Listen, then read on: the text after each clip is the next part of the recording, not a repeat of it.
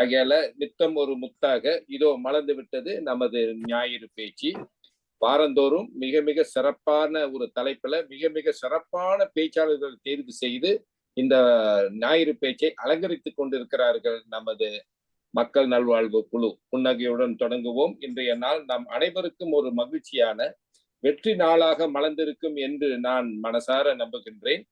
கடந்த 5 ஆண்டு காலமாக மக்கள் நல்வாழ்வு குழு இந்த ஞாயிறு பேச்சை தொடர்ந்து ஏற்பாடு செய்து கொண்டு வருவது மிக சிறப்பான ஒரு விஷயம், பயனான விஷயம். இதை நான் ஒவ்வொரு நாளும் ஒரு வாரம் நான் இதை சொல்கிறேன் என்றால் யாராவது ஒருவர் இருவர் புதியவர்கள் இங்க வந்திருக்க கூடும் நம்மளோட அழைப்பை எடுத்து. அதனால அவங்களும் தெரிஞ்சு கொள்ள வேண்டும் என்பதற்காக தான் அந்த பெண்டமிக் ஆரம்பிச்சது 2020ஆம் ஆண்டு தொடங்கிய அந்த பெண்டமிக் நேரம். அது மார்ச் 18ஆம் தேதி நம்ம முதல் ஞாயிறு பேச்சை தொடங்கணும். அடுத்த மாசம் 12ஆம் தேதி வந்துச்சுன்னா நம்மளுக்கு 5 ஆண்டு நிறைவு. ஒரு நல்ல நிகழ்ச்சியை, ஒரு நல்ல பயனுள்ள ஒரு பேச்சாளரை கொண்டு பயனுள்ள தலைப்புல மக்கள் நன்மை அடைய வேண்டும், மக்கள் மேன்மை அடைய வேண்டும் என்ற அந்த சிந்தனையில் மக்கள் நல்வாழ்வு குழு இந்த ஞாயிறு பேச்சை தொடர்ந்து ஏற்பாடு செய்து வருகிறது. இது சாதாரண விஷயம் இல்லை. காரணம் ஒரு நல்ல தலைப்பை தேர்வு செய்யணும், நல்ல பேச்சாளர்கள் தேர்வு செய்யணும் வாரந்தோறும் அப்படின்னா அது சாமானிய பிரச்சனை இல்லை. ஆனா எண்ணம் போல் வாழ்வு என்ற அந்த அடிப்படையில் நான் அந்த மக்கள் நல்வாழ்வு குழுவை மிக சிறப்பாக மேற்பார்வை செய்து கொண்டிருப்பவர் நமது ரேகோ ராசு அவர்கள். அவருடைய எண்ணம் போல் இதெல்லாம் மிக சிறப்பாக அமைந்து கொண்டிருக்கிறது. இவ்வேளையில் அவருக்கும் மக்களான நீங்கள் இந்த 5 ஆண்டுகளுக்கு நீங்க ஆதரவு கொடுத்து வந்த உங்களுக்கும் பல கோடி நன்றிகளை தெரிவித்துக் கொண்டு நிகழ்ச்சி ஒருங்கிணைப்பாளராக வலம் வந்து கொண்டிருக்கும் துர்காதேவி அவர்களையும் நான் பாராட்டுகின்றேன். அது மட்டுமல்லாமல் கடந்த வாரம் ஒவ்வொரு வாரம் நான் சொன்னேன் அல்லவா, ஒவ்வொரு வாரமும் சிறந்த பேச்சாளர்களை சிறந்த தலைப்புல பேச வைக்கிறோம் என்று. கடந்த வாரம் இந்த ஞாயிறு பேச்சை யார் அலங்கரித்தார், எந்த தலைப்புல நம்ம பேசப்பட்டது அப்படின்னா, எல்லா தொழிலிலும் வெற்றி பெற எல்லோராலும் முடியும் என்ற தலைப்புல தொழிலதிபர் ஈப்போ சேர்ந்த தொழிலதிபர் இனிய நண்பர் நமது இப்போ சதாசிவம் அவர் மிக அற்புதமான விஷயத்தை முன்வைத்தார். அவருடைய அனுபவத்தை ரொம்ப பகிர்ந்து கொண்டார். ஆகையால அதே போல் இன்று ஒரு வேறுபட்ட கோணத்தில் இலக்கியம் காட்டும் இன்ப வாழ்க்கை என்ற தலைப்புல இந்த தலைப்புக்கு உகந்தது. அதாவது ஐயன் திருவள்ளுவர் சொல்லுவதை போல் இதனால் இவன் முடிக்கும் என்று ஆய்ந்து அதை அவன் கண் விடல் என்பது திருவள்ளுவம். அந்த அடிப்படையில் இந்த தலைப்புக்கு மிக மிக பொருத்தமானவரை இன்னைக்கு நம்ம பேச அழைத்திருக்கோம். அவர்தான் திருக்குறள் ஆசான் பெருந்தகை காப்பார் கனிமொழி குப்புசாமி ஐயா அவர்கள். இவரை பத்தி நம்ம நிறைய பேசலாம். இவருக்கு ஒரு விளம்பரமும் தேவையில்லை என்று கேட்டால் நான் அந்த திருக்குறள் வாரந்தோறும் திருக்குறள் வகுப்பு ரேகோராசு நடத்தி வந்தார். அந்த 1330 குறட்பா, அதாவது 133 அதிகாரத்தை நிறைவு செய்த பெருந்தகை ஒரு ஆசான் என்று நம்ம இந்த பெருமை நம்ம கனிமொழியாருக்கு பொருந்தும். ஆகையால் அவர்தான் இன்று நம்மளுடைய ஞாயிறு பேச்சுக்கு ஒரு நாயகனாக வந்திருக்கின்றார். அவருக்கு நம்ம கொடுத்த தலைப்பு இலக்கியம் காட்டும் இன்ப வாழ்க்கை. ஆகையால் இன்னைக்கு ஐயா என்ன பேச போறாரு சொல்லிட்டு நானும் ரொம்ப ஆவலாக காத்து கொண்டிருக்கிறேன். மக்கள் வந்த வண்ணம் இருக்கிறார்கள், வருவார்கள். அந்த அடிப்படையில் இப்ப அனைவரும் ஒரு 20க்கும் மேற்பட்டவங்க இருக்கிறோம். அவங்களின் சார்பாக இப்பொழுது ஐயாவை அன்போடு அழைக்கின்றேன். ஐயா, உங்களுடைய இந்த இலக்கிய சுவையை நீங்க தொடங்கலாம் ஐயா. நன்றிங்க ஐயா. நன்றி நன்றி நன்றி நன்றி நன்றி. இந்த மக்கள் நல்வாழ்வு இயக்கம் நல்ல தகை சான்ற பெரியோர்களை கொண்டு இயங்குவதாக இப்பொழுது நான் அறிய முடிகிறது. இதுதான், அதாவது எங்களை போன்றவர்கள் ஒரு இன்பம் என்று சொன்னால், ஒரு செய்தியை நல்ல செய்திகளை கேட்டுக்கின்ற பொழுது மனதில் ஒரு தனியான ஒரு மகிழ்ச்சி ஏற்படும். அந்த மகிழ்ச்சி தான் இன்பம் பொதுவாக. சரி, இன்றைக்கு என்னென்ன துறைகளிலே இந்த மகிழ்ச்சி, அதை இன்பத்தை இலக்கியம் வெளிப்படுத்துகின்றது என்பதை ஓரளவு சிறிது காண்போம். எங்களை போன்றவர்களுக்கெல்லாம் ஒரு தலைப்பு கொடுத்துட்டாங்க சொன்னா கண்டிப்பாக அந்த தலைப்பில இருக்கிற செய்திகளை எடுத்து அதை கோர்த்து கொடுக்க வேண்டும் என்றுதான் நாங்கள் பெரும்பகுதி விரும்புவோம். ஆக இந்த முறையை எனக்கு அதிகமான செய்திகளை கொண்டு கோர்க்க முடியவில்லை. ஆனால் நுழைந்து நாம் பார்க்கின்ற பொழுது எவ்வளவு நேரம் பேசினாலும், எத்தனை நாட்கள் பேசினாலும் இந்த இன்பத்தை பற்றிய செய்திகளை நம்மால் குறைத்திட முடியாது. அவ்வளவு செய்திகள் இருக்கின்றன. அந்த அடிப்படையில இன்றைக்கு நாம் இந்த இன்பம், துன்பம் இந்த இரண்டு தான் நம்முடைய வாழ்க்கையில நம்மோடு இணைந்து வந்து கொண்டிருக்கின்ற செய்திகள். இது ரெண்டை தவிர்த்து வேற எதுவுமே நமக்கு இல்லைன்னு சொல்ற அளவுக்கு தான் நாம் வாழ்றோம். ஆக இந்த இரண்டும் நம்ம ஒவ்வொருவருடைய மன உணர்வுக்கேற்பத்தான் அது அமையும். மனம் பண்பட்டவர்களுக்கு துன்பம் என்பது எளிதாக தோன்றும்.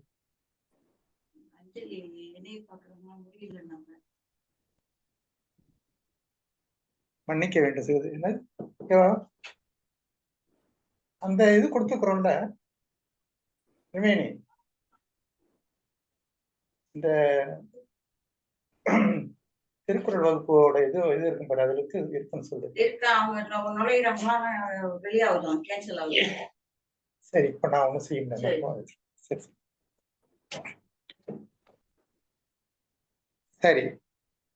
ஆக மனத்தின் அடிப்படை கொண்டுதான் இன்பத்தையும் துன்பத்தையும் ஒரு அளவுகளாக்க முடியுமே தவிர்த்து அதை தவிர்த்து தனிப்பட்டமல்ல இது இன்பம் இது துன்பம் என்று நாம் எல்லாவற்றுக்கும் சொல்லிவிட முடியாது. இன்பமான செய்திகளையும் துன்பமாக ஏற்றுக்கொள்ளுகின்ற மனநிலை உள்ளவர்களும் இருப்பார்கள். அதாவது துன்பமான செயலையும் மகிழ்ச்சியாக செய்கின்றவர்களும் இருப்பார்கள். இது மக்களை பொறுத்து, அவர்களுடைய செயல்பாடுகளை பொறுத்து, உள்ளத்தை கொடுத்து அமைவுகின்ற ஒன்று என்பதை நாம் முதல்ல தெரிந்து கொள்ள வேண்டும். சரி, நமக்கு இலக்கியம் என்று சொன்னால் என்ன? இது ரெண்டுக்கும் முதல்ல சின்ன முன்னுரை மாதிரி நம்ம கொடுத்து விட்டு, பொதுவா இலக்கியம் என்றால் என்ன? நம்ம ரொம்ப கடிய முறையில் நாம் போக மாட்டோம். இலக்கியம் என்பது ஒரு இலக்கை நோக்கி நம்மை அழைத்து செல்வதற்கு உரிய கருவி. அந்த கருவிகளில் ஒன்று பேச்சும் ஒரு கருவிதான். எழுத்து கருவிதான் மிக முக்கியமாக இன்று நாம் இலக்கியமாக போற்றிக் கொண்டிருக்கின்றோம். அதனால பொதுவாக நாம் தெரிந்து கொள்ள வேண்டிய செய்திகள் எதை என்று சொன்னால், ஒவ்வொரு துறைகளும் ஒவ்வொரு வகையாக நாம் அணுகி போகின்ற ஒரு வாய்ப்புகளை உருவாக்குகின்றது. ஒரு வல்லமை பெற்ற பேச்சாளர் நீங்க அழைத்து பேசின்னு சொன்னா, துன்பம் எல்லாமே இன்பம் என்று பேசிக்கொண்டு போய்விடுவார்கள். இன்பம் எல்லாம் துன்பம் தான் என்றும் பேசுவார்கள். இது அவருடைய திறமை காட்டி அவர் பேசுவது. ஆனால் இது போன்ற நிகழ்வுகளிலே நாம் உண்மைகளை பேசுகின்றவர்களாக இருக்க வேண்டும். இது வாழ்க்கை. அதனால இன்பம் என்று சொல்லுகின்ற ஒன்று, இலக்கியத்திலே வருகிற இன்பம் என்பது நல்ல வாழ்க்கையை நமக்கு காட்டுவதாக இருக்கின்ற இலக்கியங்கள், அறிஞர்கள், ஆண்டோர்கள், அறவோர்கள் இவர்களெல்லாம் வாழ்க்கையை தெளிந்து உணர்ந்து அவற்றை நமக்கு தங்களுடைய பட்டறிவுக்கேற்ப நமக்கு வழங்குவார்கள். அந்த வழங்குகின்றது நமக்கு சரியாக இருக்கிறதா இல்லையா என்பதை பற்றி நாம் இறுதியிலே ஒரு சிறு சிறு நிகழ்வுகளுக்கு போகலாம். சரி, இங்கே மொழித்துறையில் வருகிற இன்பத்தை பற்றியும் நாம் சிறிது கண்டுவிட்டு போனால் நன்றாக இருக்குன்னா, மொழியை தொட்டுதான் இலக்கியங்கள் படைக்கப்படுகின்றன. அது குறித்து நம்முடைய பாவேந்தர், பாரதியார் போன்றவர்களின் கவிதைகளை ஒன்று இரண்டு நாம் எடுத்துக்கொள்வோம். முதல்ல, யாமறிந்த மொழிகளிலே தமிழ் மொழி போல் இனிதாவது எங்கும் காணோம். அவர் தான் அறிந்த மொழிகளிலே தமிழ் மொழியை போல ஒரு இனிய மொழியை நாங்கள் பார்க்க இல்லை என்று சொல்லுகின்ற நிலைகளுக்கு அவர்கள் வருகின்றார்கள். யாமறிந்த மொழிகளிலே தமிழ் மொழி போல் இனிதாவது எங்கும் காணோம். பாமரராய் விலங்குகளாய் உலகு அனைத்தும் இகழ்ச்சி சொல்ல பாய்மிகட்டு நாமும் அது தமிழரென கொண்டு இங்கு வாழ்ந்திடுதல் நன்றோ சொல்லி தேமத தமிழோசை உலகமெல்லாம் பரம வகை செய்தல் வேண்டும். பாரதியாரை பொறுத்த வரையிலும் பல மொழிகளிலும் அவர் கற்றிருக்கின்றார்கள். 5 மொழிகளில், சிலர் கூடுதலாகவும் சொல்லுகின்றார்கள், 5 மொழிகளில் நான் அறிந்த வரையிலும் அவர் புலமை பெற்றவர். அந்த மொழிகளை பற்றி தெரிந்திருக்கின்றவர். அப்படிப்பட்ட பாரதியாரே சொல்லுகின்றார், யாமறிந்த மொழிகளிலே தமிழ் மொழி போல இனிது ஆவது எங்கும் காணோம் சொல்லுகின்றார். இனிதாவது என்று சொல்லுகின்ற பொழுது இனிமையாவது, அப்போ அவருக்கு எது இனிமையாக இருக்கின்றது என்று பார்த்தால் தன்னுடைய தாய்மொழி இனிதாக இருக்கிறது.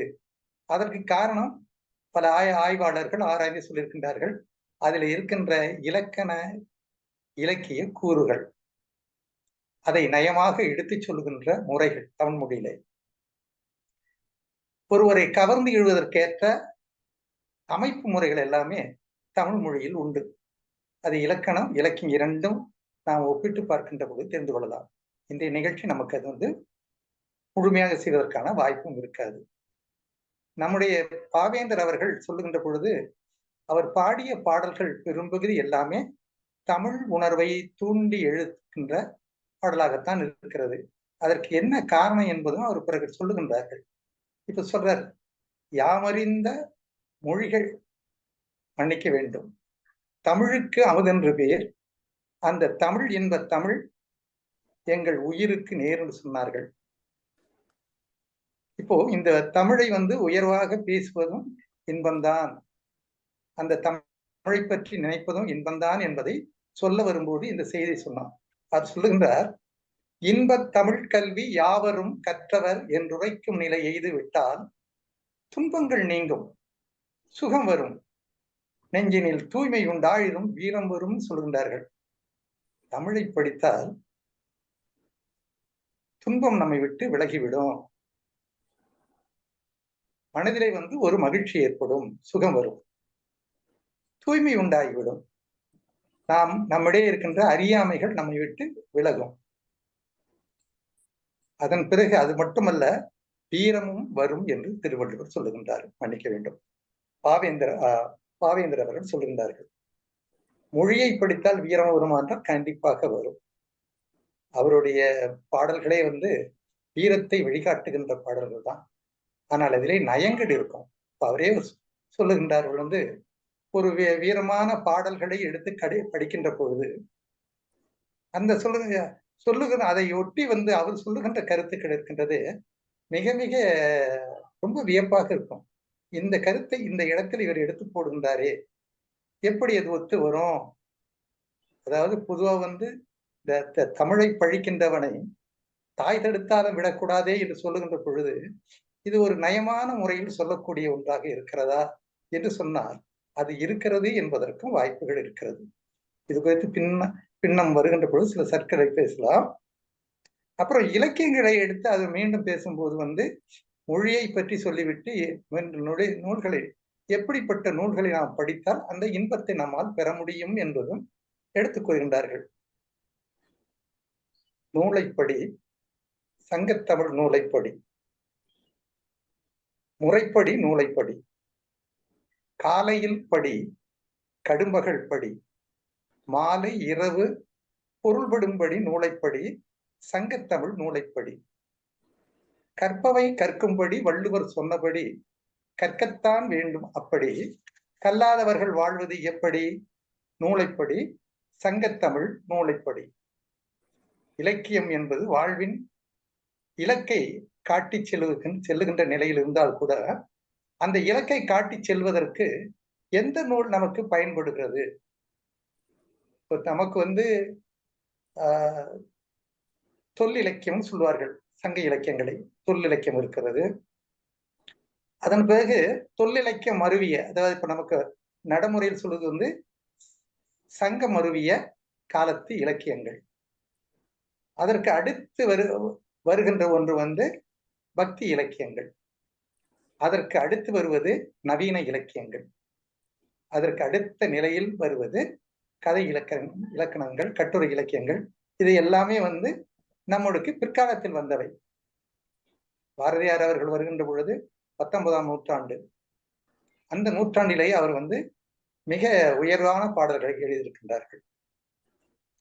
சரி, பாவேந்தர் அவர்கள் இங்கு கொடுக்கின்ற பொழுது இலக்கியங்களிலே நாம் படிக்க வேண்டிய இலக்கியம் ஏன் இந்த சங்க இலக்கியத்தை பற்றி பாடினார்கள் என்றால், சங்க இலக்கியங்களில் எந்த ஒரு மாசு மறு எதுவுமே இருக்காது. உயர்ந்த இலக்கியங்கள். நம்ம இந்த சமயத்தில் வந்து மற்ற இலக்கியங்கள் நம்ம ஒப்பிட்டு பார்ப்போம்னா, மற்ற இலக்கியங்களை பார்க்கின்ற பொழுது அங்கே நாம் அருவருக்கத்தக்க செய்திகளை எல்லாம் போட்டு எழுதுவார்கள். ஆனால் சங்க இலக்கியங்களிலே அந்த நிலைகளை நாம் பார்க்க முடியாது.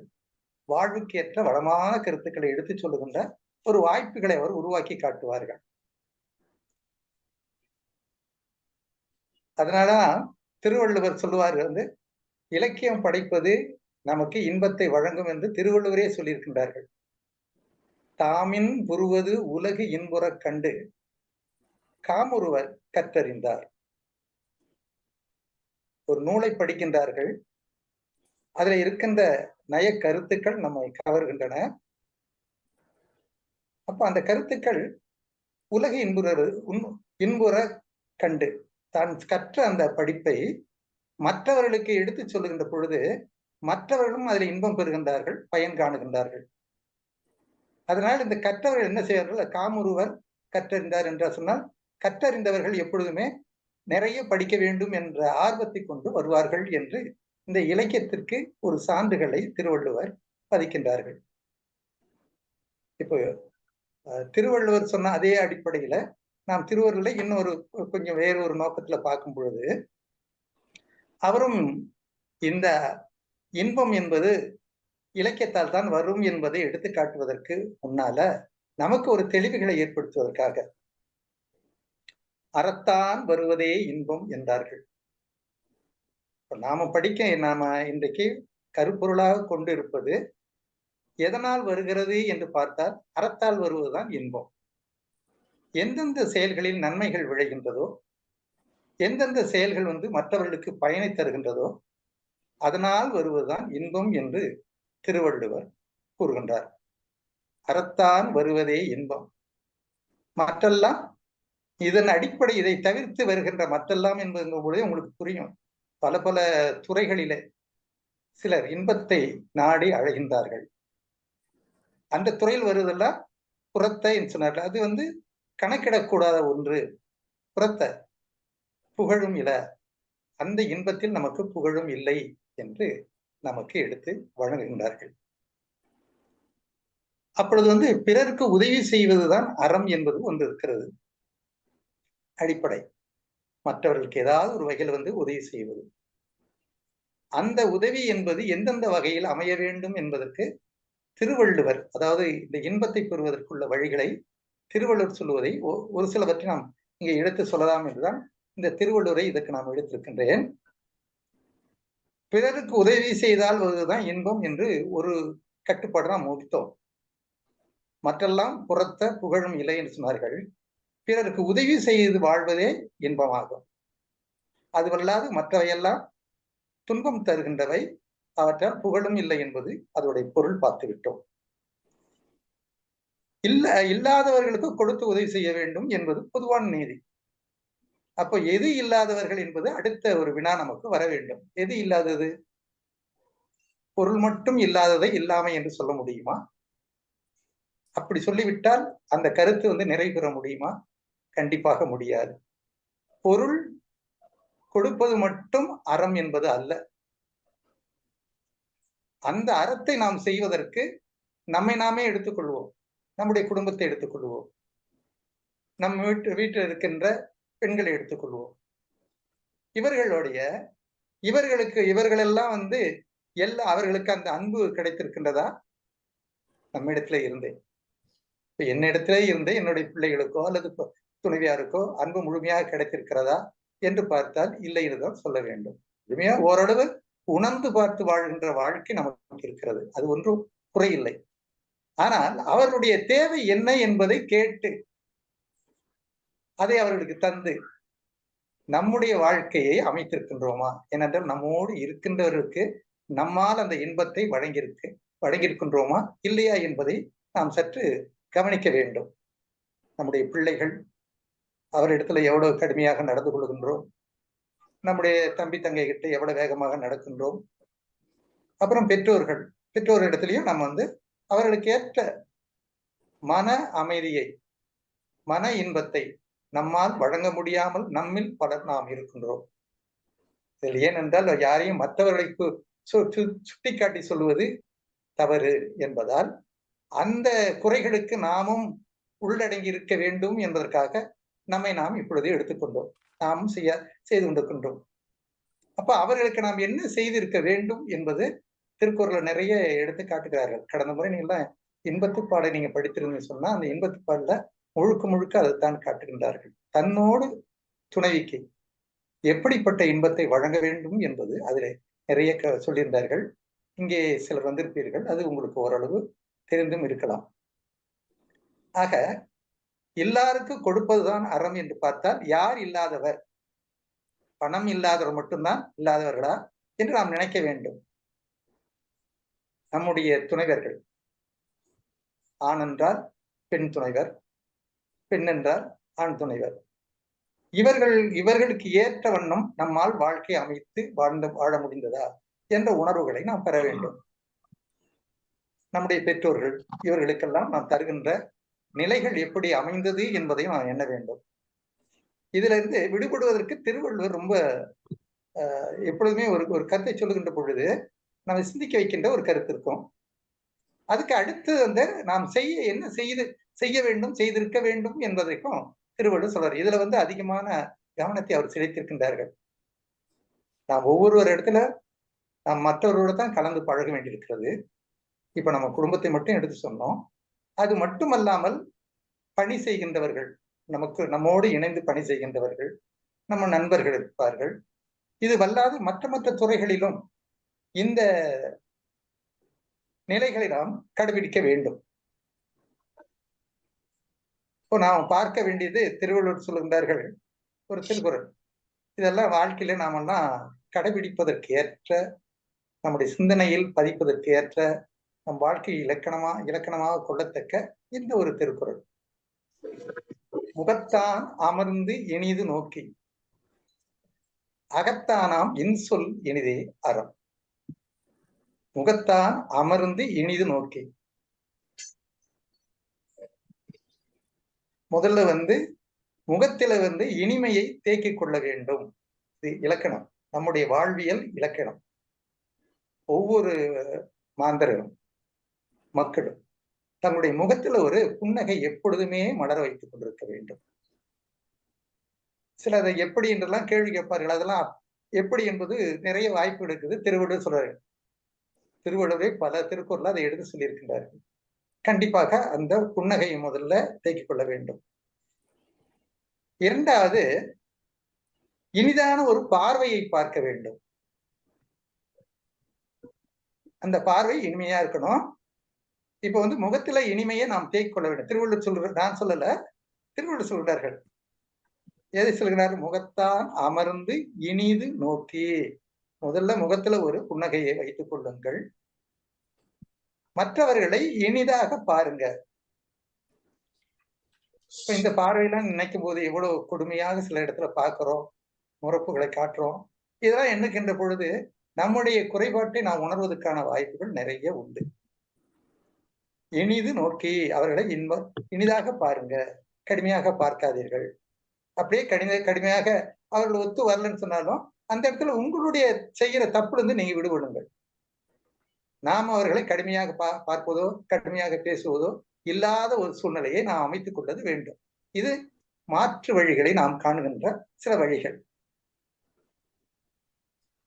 அகத்தானாம் என் சொல் இனிதே அகம் என்று சொல்கின்றார்கள். இந்த அகத்தானான்னு சொல்றத மனதிலே வந்து உண்மையான நல்ல எண்ணம் இருந்து நாம் மற்றவரிடத்துல சொல்லுகிற சில கருத்துக்கள் தான் இந்த இன்சொற்கள். சில செல்வர் நினைக்கலாம் இன்சொற்கள் என்பது என்ன அப்படின்னு பார்க்கின்ற பொழுது திருவள்ளுவர் அதற்கு விளக்கம் சொல்றார்கள். இன்சொலால் ஈரம் அலைப்படிறு இலவாம் செம்பொருள் கண்டார் வாய்ச்சொல்னு சொல்வார்கள். இன்சொலால் ஈரம் அலைப்படிறு இலவாம். இந்த இன்சொல் என்பது வந்து மற்றவர் மேல வந்து இரக்கம் கொண்டு பேசுகிற பேச்சுகள். இந்த இரக்கம் சொன்னா வசதி படைத்தவர்கள் வசதி படைக்காதவர்கள் என்ற ஒரு வேறுபாடு இல்லை. எல்லாரிடத்திலும் வந்து முதல்ல நீங்க சொல்லுகின்ற பொழுது இந்த இனிமையை நீங்கள் வந்து காட்ட வேண்டும். இனிமை என்பது இருக்க வேண்டும் என்பது திருவள்ளுவருடைய கருத்தாக இங்கே அமைகின்றது. அது சொல்கின்றார்கள், இன்சொல் இனிதே அறம் அறம் என்றால் என்ன என்பதற்கு விளக்கம் தருகின்றார்கள். அறம் என்பது நமக்கு வந்து பெரிய விளக்கம் தர வேண்டிய ஒன்று. ஏனென்றால் தமிழருடைய வாழ்வே வந்து அறத்தில் அமைந்த வாழ்க்கை. அப்படி அறத்தில் அமைந்த வாழ்க்கையை பற்றி நாம் அந்த அர்த்தத்தை பற்றி தெரிந்து கொள்ளாமலேயே எப்படி வாழ்வது? இந்த ஒரு திருக்குறள் ஒரு வழி அவர் காட்டுறார். மற்றவர்களை பார்க்கின்ற பொழுது இனிமையாக பாருங்கள். அதற்கு வந்து உங்க முகத்துல ஒரு இனிமையை தேக்கிக் கொள்ளுங்கள். அப்புறம் வந்து மனதால வந்து யாரையும் ஏமாற்றக்கூடாது என்ற ஒரு எண்ணத்தை கொண்டு நல்ல செய்திகளை பேசுங்கள். அமெரிக்காவுக்கும் நீ கூட்டிட்டு போயிரு மகேஷ் ரோட்ல இருக்கியா ரோடு நீங்க தட்டு யூஎஸ்ஏன்னு தட்டு சும்மா தட்டு யூஎஸ்ஏன்னு தட்டேன். மணிமாறன் உங்களுடைய போனை கொஞ்சம் அடங்க. உங்களுடைய இது கொஞ்சம் இடையூறாக இருக்கிறது. ஐயா தொடங்க ஐயா. நன்றிங்க ஐயா. முகத்தான் அமர்ந்து இனிது நோக்கி அகத்தானாம் இன்சொல் இனிதே அறம். இப்ப அறத்துக்கு நாம எப்படி இருக்கணும்? உங்க முகத்துல இனிமை இருக்கா? மகிழ்ச்சி இருக்கிறதா? அப்படி இருந்தாதான் நீங்க அறத்தை போற்றுவதற்கு ஒரு தகுதி பெறுவதற்கான வாய்ப்புள்ளவர்கள். அப்புறம் வந்து மற்றவர்களை பார்க்கின்ற பொழுது எப்பொழுதுமே கடுமையாக பார்க்காதீர்கள், இனிமையாக பாருங்கள். அதற்கு அடுத்த பிறகுதான் அவர் சொல்றார்கள், தானாம் சொல் இனிதே அறம். அவர் மட்டும் தான் வைக்கிறாரா? யாரு? நான் பேசிட்டே வரேங்க ஐயா. சரி சரி. நம்ம அருண் இருக்காரு, கொஞ்சம் பாக்கணும்யா. அருண் கொஞ்சம் கவனிங்க. அருண் சரி. ஐயா ஐயா மன்னிக்கவும் தொடங்க. நன்றி நன்றி நன்றி நன்றி நன்றி. அப்பொழுது வந்து நாம் இது நன்றாக நான் கொஞ்சம் நன்றாக விளக்கணும் அப்படின்னு நினைச்சிட்டு இருந்தேன். இடையில சிறு சிறு இடையூறுகள் இருந்தாலும் ஆர்வத்தின் அடிப்படையிலே அவர்கள் செய்கின்ற அந்த நிலையை வந்து நாமும் அதை வந்து வரவேற்க வேண்டியவர்களாக இருக்கின்றோம். அது நமக்கு யாரும் குறையாகவும் எடுத்துக்கொள்ளவில்லை. ஆக ஏனென்றால் அதுவும் நம்ம அறத்தை பற்றி படித்திருக்கும் பொழுது வந்து இதை போல குறைகளை நிறையாக எண்ணுகின்ற மனநிலைகளை நாம் பெற வேண்டும். அப்பதான் இந்த அறத்தை பற்றி பேசுவதற்கு தகுதி உள்ளவராக நாம் ஆவோம். சரி, இது வந்து அடுத்து சொல்றாரு, இன்சொல் இனிதே அறம் சொல்றாரு. நம்ம இனிய சொற்களை பேச அந்த இடத்துல வந்து ரொம்ப நிறைய விளக்கங்கள் தந்திருக்கிறார் திருவள்ளுவர். இன்சொல் என்று சொன்னால் என்ன? இனிய சொற்கள், பிறர் மகிழ்ச்சியாக பேசுற சொற்கள் என்று மட்டும் யாரும் பொருள் கொண்டு விடாதீர்கள். தெளிவான பொருள் கொள்ள வேண்டும் என்றால் அகத்தானாம் மனதிலே தூய்மை இருக்க வேண்டும். அந்த தூய்மையை கொண்டு அவர்களை நல்ல உணர்வோடு பார்க்க வேண்டும். அவர்களுக்கு நல்லது செய்ய வேண்டும் என்ற நோக்கத்தோடு பேச வேண்டும். இப்படி பேசினால்தான் இந்த இனிய சொற்கள் என்பது பயன்படும். இந்த வெறுமனே வந்து நடிப்பிற்காக பேசுவதெல்லாம் இனிய சொற்கள் அல்ல. இன்றைய சிறிது நேரங்கள் எல்லார் இடத்திலும் மகிழ்ச்சியாக பேசுகின்றார்கள் அல்லவா? இந்த மகிழ்ச்சியாக பேசிவிட்டவருக்கு நன்றாக இருந்தது, பேச்சு நன்றாக பேசுகின்றார்கள் என்று பேசுகின்ற பொழுது அதனுடைய அடுத்த கட்டங்களை பார்க்கும்போது அது வேற மாதிரி இருக்கும். ஆக இந்த மகிழ்ச்சி என்பதற்கோ அல்லது சிரிப்பாக பேசுவது என்பது வந்து மற்றவருடைய நலத்தை மனதில் கொண்டு பேசுகிற பேச்சு தான் வந்து அந்த சொல்லுன்னு சொல்றார்கள். அப்போ முகத்தில் ஒரு இனிமை இருக்க வேண்டும். அப்புறம் வந்து இனிமையாக பார்க்க வேண்டும். அடுத்து வந்து இனிய கருத்தை சொல்ல வேண்டும். எப்போது சொல்லணும்? அகத்தானாம் இன்சொல் இனிதே அறம் என்று சொல்வார்கள். அகத்தானாம் மனதிலே வந்து நல்ல இனிய எண்ணம் இருக்க வேண்டும். அந்த இனிய எண்ணம் என்பதுதான் நல்ல எண்ணம் என்பது. அந்த நல்லெண்ணத்தோடு பேசுகிற அந்த பேச்சுத்தான் இனிய சொல் அமைந்த பேச்சு என்று திருவள்ளுவர் சொல்கிறார்கள். இதை இக்கால ஒரு கவிதையின் மூலம் இலக்கியத்தின் மூலம் நாம் பார்க்கும் சொன்னா, இனிமையை வாழ்வின் நோக்கு, இனிமையை முகத்தில் தேக்கு, இனிமையை சொல்லில் காட்டு, இனிமையை செயலில் நாட்டு. அப்ப நாம் செய்ய வேண்டியதில் வந்து இனிமைதான். நாம் வந்து எல்லாவற்றிலும் இருக்க வேண்டும். முகத்திலும் இந்த இனிமை இருக்க வேண்டும், பார்வையிலும் இனிமை இருக்க வேண்டும். அடுத்து வந்து இந்த சொல்லுகிற சொல்லிலும் இனிமை இருக்க வேண்டும். அப்ப இனிமை என்று சொல்வதற்கு, இலக்கியம் வழங்குகின்ற இனிமை என்று நாம் பார்ப்பதற்கு இது போன்று ஒரு சில திருக்குறளையே நாம் எடுத்து பேசிக்கொண்டு போகலாம். இருந்தாலும் இதுல மீண்டும் வந்து அந்த இனிமையை பற்றி திருவள்ளுவர் சொல்லுகின்றார்கள்.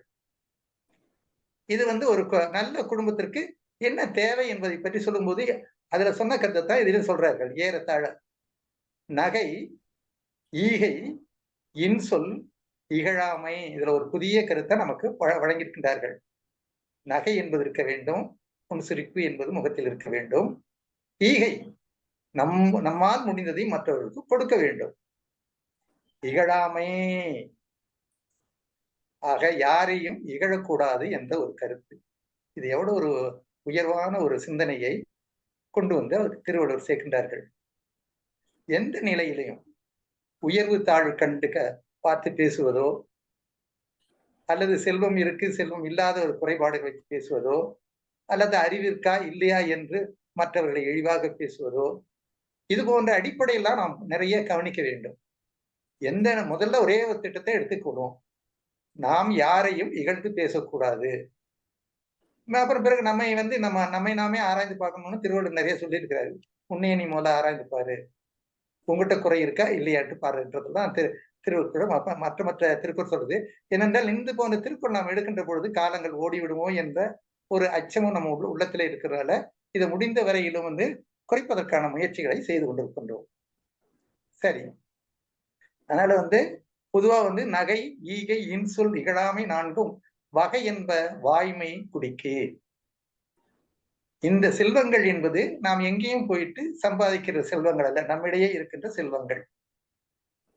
என்ன செல்வங்கள்? மற்றவர்களுக்கு கொடுக்க வேண்டிய செல்வங்கள். அந்த செல்வங்கள் எல்லாம் நம்மிடையே இருக்கிறது. ஆனால் கொடுப்பதற்கு நாம் எந்த ஒரு தயங்கமும் தேவையில்லை. கொடுப்பதற்கு ஏதும் இல்லை என்று சொல்வதற்கு எதுவுமே இல்லை. நம்மிடத்திலே வந்து கண்டிப்பாக இருக்கிறது. நம்ம இடத்துல வந்து நம்ம வெளியிலே போகின்ற பொழுது நம்மை பார்த்து விட்டு சிலர் வேலைக்கு போய் ஏதாவது ஒரு பணியை முடிப்பதற்கு போவாங்க. பணி முடியலன்னு சொன்னா அவன் முகத்துல விடிச்சுட்டு வந்தா அதனாலதான் வந்து எனக்கு கிடைக்க வேண்டியது கூட கிடைக்காது போயிடுச்சுன்னு பேசுவார்கள். அப்படி பேசுகின்ற கருத்துக்கள் எவ்வளவு வந்து மற்றவர்களை இழிவாக எண்ணுகிற எண்ணங்கள் என்பதை நாம் நினைச்சு பார்க்க வேண்டும். நம்முடைய முயற்சி, நம்முடைய உழைப்பு இல்லாத ஒரு பணிகளை செய்வது நமக்கு தீமையானது என்பதை எண்ணாமல் மற்றவர்கள் முகத்தில் முடிச்சதுனாலதான் இது வந்தது என்று எண்ணுகின்ற அந்த மன உணர்வுகள் மற்றவர்களுக்கு வந்திருக்கின்றது. அதனால அதை நாம் தவிர்ப்பது நல்லது என்பதைத்தான் இந்த திருக்குறள்கள் நமக்கு எடுத்து வழங்குவது. இகழாமை, யாரையும் இகழ்ந்து பேசாதீர்கள். அது யாராக இருந்தாலும் சரிதான். திருவள்ளுவர் வந்து யாரையும் என்று எல்லாரையும் பொதுவா புதுநிலைப்படுத்தித்தான் ஒவ்வொரு கருத்துக்களையும் சொல்லி வருகின்றார்கள். தம்மை பற்றி பெருமைப்படுத்திக் கொள்வதோ, தம்மை பற்றி உயர்வு கொடுத்துவதோ அதுல இருக்காது. சரி, இப்போது அடுத்து வந்து ஒழுக்கத்தை பற்றி நாம் என்னை பார்க்க வேண்டும். இதுவும் செல்வம் தான். திருவள்ளுவருக்கு நம்ம கொடுக்கிற செல்வம். இந்த செல்வம் எப்படிப்பட்ட செல்வம் சொன்னா, விதை. நாம் கையிலே இருந்து விதைக்கின்ற விதை பல செடிகளை உருவாக்கி வந்துவிடும், பல பயன்களை நமக்கு கொண்டு வந்து தந்துவிடும். அதனால் திருவள்ளுவர் வந்து நாம் செய்கின்ற இந்த அறப்பணியை விதை என்று திருவள்ளுவர் சொல்லுகின்றார்கள். நன்றிக்கு வித்தாகும் நல்லொழுக்கம் தீயொழுக்கம் என்றும் இடுமை தரும் என்று சொல்கின்றார்கள். உலகம் கெட்டுவிட்டது, நல்லா இல்ல, உலகத்தை பற்றி குறை சொல்வதை நாம் அதிகமாக சொல்லிக்கொண்டே இருப்போம். ஆனால் நாம் ஒழுங்காக நடக்கின்றோமா என்று பலர் எண்ணி பார்த்தால் இல்லை என்றுதான் தோன்றும். அதுக்குதான் திருவள்ளுவர் சொன்னார், நன்றிக்கு வித்தாகும் நல்லொழுக்கம். நீ உலகம் திருந்த வேண்டும் என்று விரும்புறியா, முதல்ல வந்து நல்லது செய்து கொண்டு வா. அந்த நல்லது எதனால் வருகிறது? ஒழுக்கத்தால் அமைவது. நன்றிக்கு வித்தாகும் நல்லொழுக்கம்.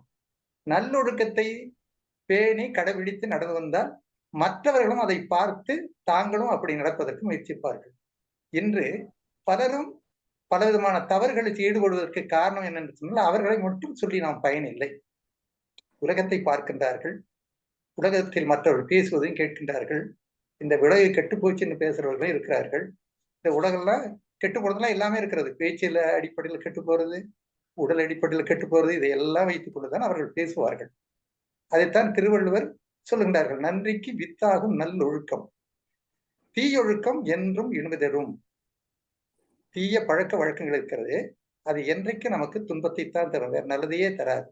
அதனால ஒழுக்கத்தையும் இங்கே கொண்டு வந்து இந்த இன்ப வாழ்வுக்கு கொண்டு வந்து சேர்க்கின்றார்கள். அப்புறம் நம்மளுடைய கடமை என்ன செய்யும் பொழுது வந்து நம்ம அப்படியே கொஞ்சம் கொஞ்சம் பார்த்துக்கலாம். நகை உள்ளும் இன்னாது அணிக்க வேண்டும். தம்மிற்ற மக்கள் அறிவுடைமை மாநிலத்து மண்ணுயிர்க்கெல்லாம் இனிது. இப்போ பெற்றோர்கள் என்ன விதைகளை தூவுகின்றார்களோ அந்த விதைதான் முளைத்து பிள்ளைகளிடத்த வரும். இது நாம எடுத்துக்கோம். ரொம்ப ஆய்வு செய்துட்டு அது அப்படி இருக்கே இது இப்படிலாம் கேள்வி நம்ம அதிகமா கேட்டுக்கொள்ள வேண்டாம். பொதுவாக ஒரு பொது உண்மையை ஒப்புக்கொள்ள வேண்டும். பெற்றோர்களை போன்று பிள்ளைகள் வளர்வார்கள். இன்று நம்முடைய பெற்றோர்கள் பேசுகிற பேச்சு அதுக்கு ஒரு சான்று. அவர்கள் வீட்டிலே நடந்து கொள்கின்ற சில ஒழுக்க முறைகளை நீங்கள் பார்த்தீங்கன்னா இதுக்கு யார் காரணம் சொன்னால் பெற்றோர்கள் தான். அதனால்தான் திருவள்ளுவர் சொல்கிறார்கள், தம்மிற்ற மக்கள் அறிவுடைமைன்னு சொல்கிறார்கள். உங்களை விட உங்களுடைய பிள்ளைகள் அறிவுள்ளவர்களாக வளர வேண்டும், திறமை உள்ளவர்களாக வளர வேண்டும், பணி உள்ளவர்களாக வளர வேண்டும். தம்மிற்ற மக்கள் அறிவுடைமை மாநிலத்து மண்ணுயிர்க்கெல்லாம் இனிதென்று சொன்னார்கள். இந்த உலகத்து நிலை பெற்று வாழ்கின்ற உயிர்களுக்கெல்லாம் எது இன்பம் இனிது என்று பார்த்தால் உங்களை விட உங்களுடைய குழந்தைகளை நீங்கள் அறிவுள்ளவர்களாக வளர்க்க வேண்டிய கடமையை செய்ய வேண்டும். நீங்க எதிர்பார்க்கிற இன்பம் அது எங்கே திருவள்ளுவர் கொண்டு கைய வைக்கிறாரு? பிள்ளைகளிடத்துல கைய வைக்கிறாரு. உன்னுடைய குழந்தை உன்னை விட அறிவாளியாக இருக்க வேண்டும். இப்பொழுது பலர் இருக்கிறார்கள். இந்த குழந்தைகள் அவரை விட அறிவுள்ள குழந்தைகளாக வளர்கின்றார்கள். ஆனால் ஒரு அடிப்படைகள்ல நாம் கொஞ்சம் கவனம் செலுத்த வேண்டியவர்களாக இருக்கிறோம். அது என்னன்னு கேட்டா, பண்பின் அடிப்படையில் அந்த பிள்ளைகளை நாம் வளர்க்கின்றோமா? பொருளாதாரம் நினைக்கின்றீர்கள், கல்வி நினைக்கின்றீர்கள், சரி. இன்று நல்ல கல்வி கற்று நல்ல வேலையில் இருக்கிற சில இளைஞர்களை பார்க்கின்ற பொழுது கூட அவரிடத்தில் அந்த பண்பாடுகள் இருப்பதாக இல்லை. பெரும்பாலும் மருத்துவர்களாக வேலை செய்கின்றவர்களாக இருக்கிறார்கள். நண்பர்களை தான் சொல்றேன். அவர்கள் போகின்றார்கள், இதே போல புகைப்பது, அருந்துவது போன்ற சில பழக்கங்களை வந்து உலகத்துல தூவுறார்கள். அது அவர்கள் மறந்து விடுகின்றார்கள். உலகத்தில் தூவுகின்றார்கள். எதை? இந்த விதைகளை. இந்த விதைகளை தீவும் போது அவன் படிச்சிருக்கிறான், அந்த வேலையில் இருக்கிறான், அவனே குடிக்கிறான், அது தப்பு இல்லையா என்று கேட்கிற கேள்விகள் நம்மிடையே மீண்டும் தூக்கி வருகின்றது. இவன் இவ்வளவு பணக்காரனா இருக்கிறான், நல்லா வாழ்றான், அவங்க இந்த பழக்கம்லாம் வச்சிருக்கிறாங்களே, அவங்க கெட்டா போயிட்டாங்க இப்படி. அப்போ திருவள்ளுவர் வந்து சொல்லுவார்கள், பொதுவா வந்து செல்வந்தர்கள் தான் வந்து ஒழுக்கத்தை அதிகமாக கடைபிடித்து நடக்க வேண்டும். ஏனென்றால் இந்த செல்வந்தர்கள் தான் வந்து மற்றவர்களுக்கு ஒரு வழிகாட்டியாக இருக்கக்கூடியவர்கள். அந்த வழிகாட்டியாக இருக்கின்ற அந்த செல்வர்கள் தாங்களும் இந்த வழிமுறைகளை பின்பற்றி நடத்தும் போதுதான் அவர்களும் அவ்வளவு அப்படியாப்பட்ட பெரியவர், அப்படியாப்பட்ட திறமசாலி, அப்படியாப்பட்ட செல்வந்தர், அவரே இப்படி இருக்கின்றார் என்பதை எடுத்துக்காட்டி சொல்வதற்கான வாய்ப்புகள் நம்மிடையே இருப்பதற்கான வழிகளும் நம்மிடையே அமைந்து கிடக்கின்றன. அதனால வந்து நாம் செய்ய வேண்டியது வந்து நம்முடைய குழந்தைகளை அறிவுள்ளவராக வளர்க்க வேண்டியதும் இந்த உலகுக்கெல்லாம் இனிய என்ற பொழுது இனியதுன்னு சொல்லும்போது இனிமை தரக்கூடியது என்று நினைக்கிறோம். சரி, அதற்கடுத்த வந்து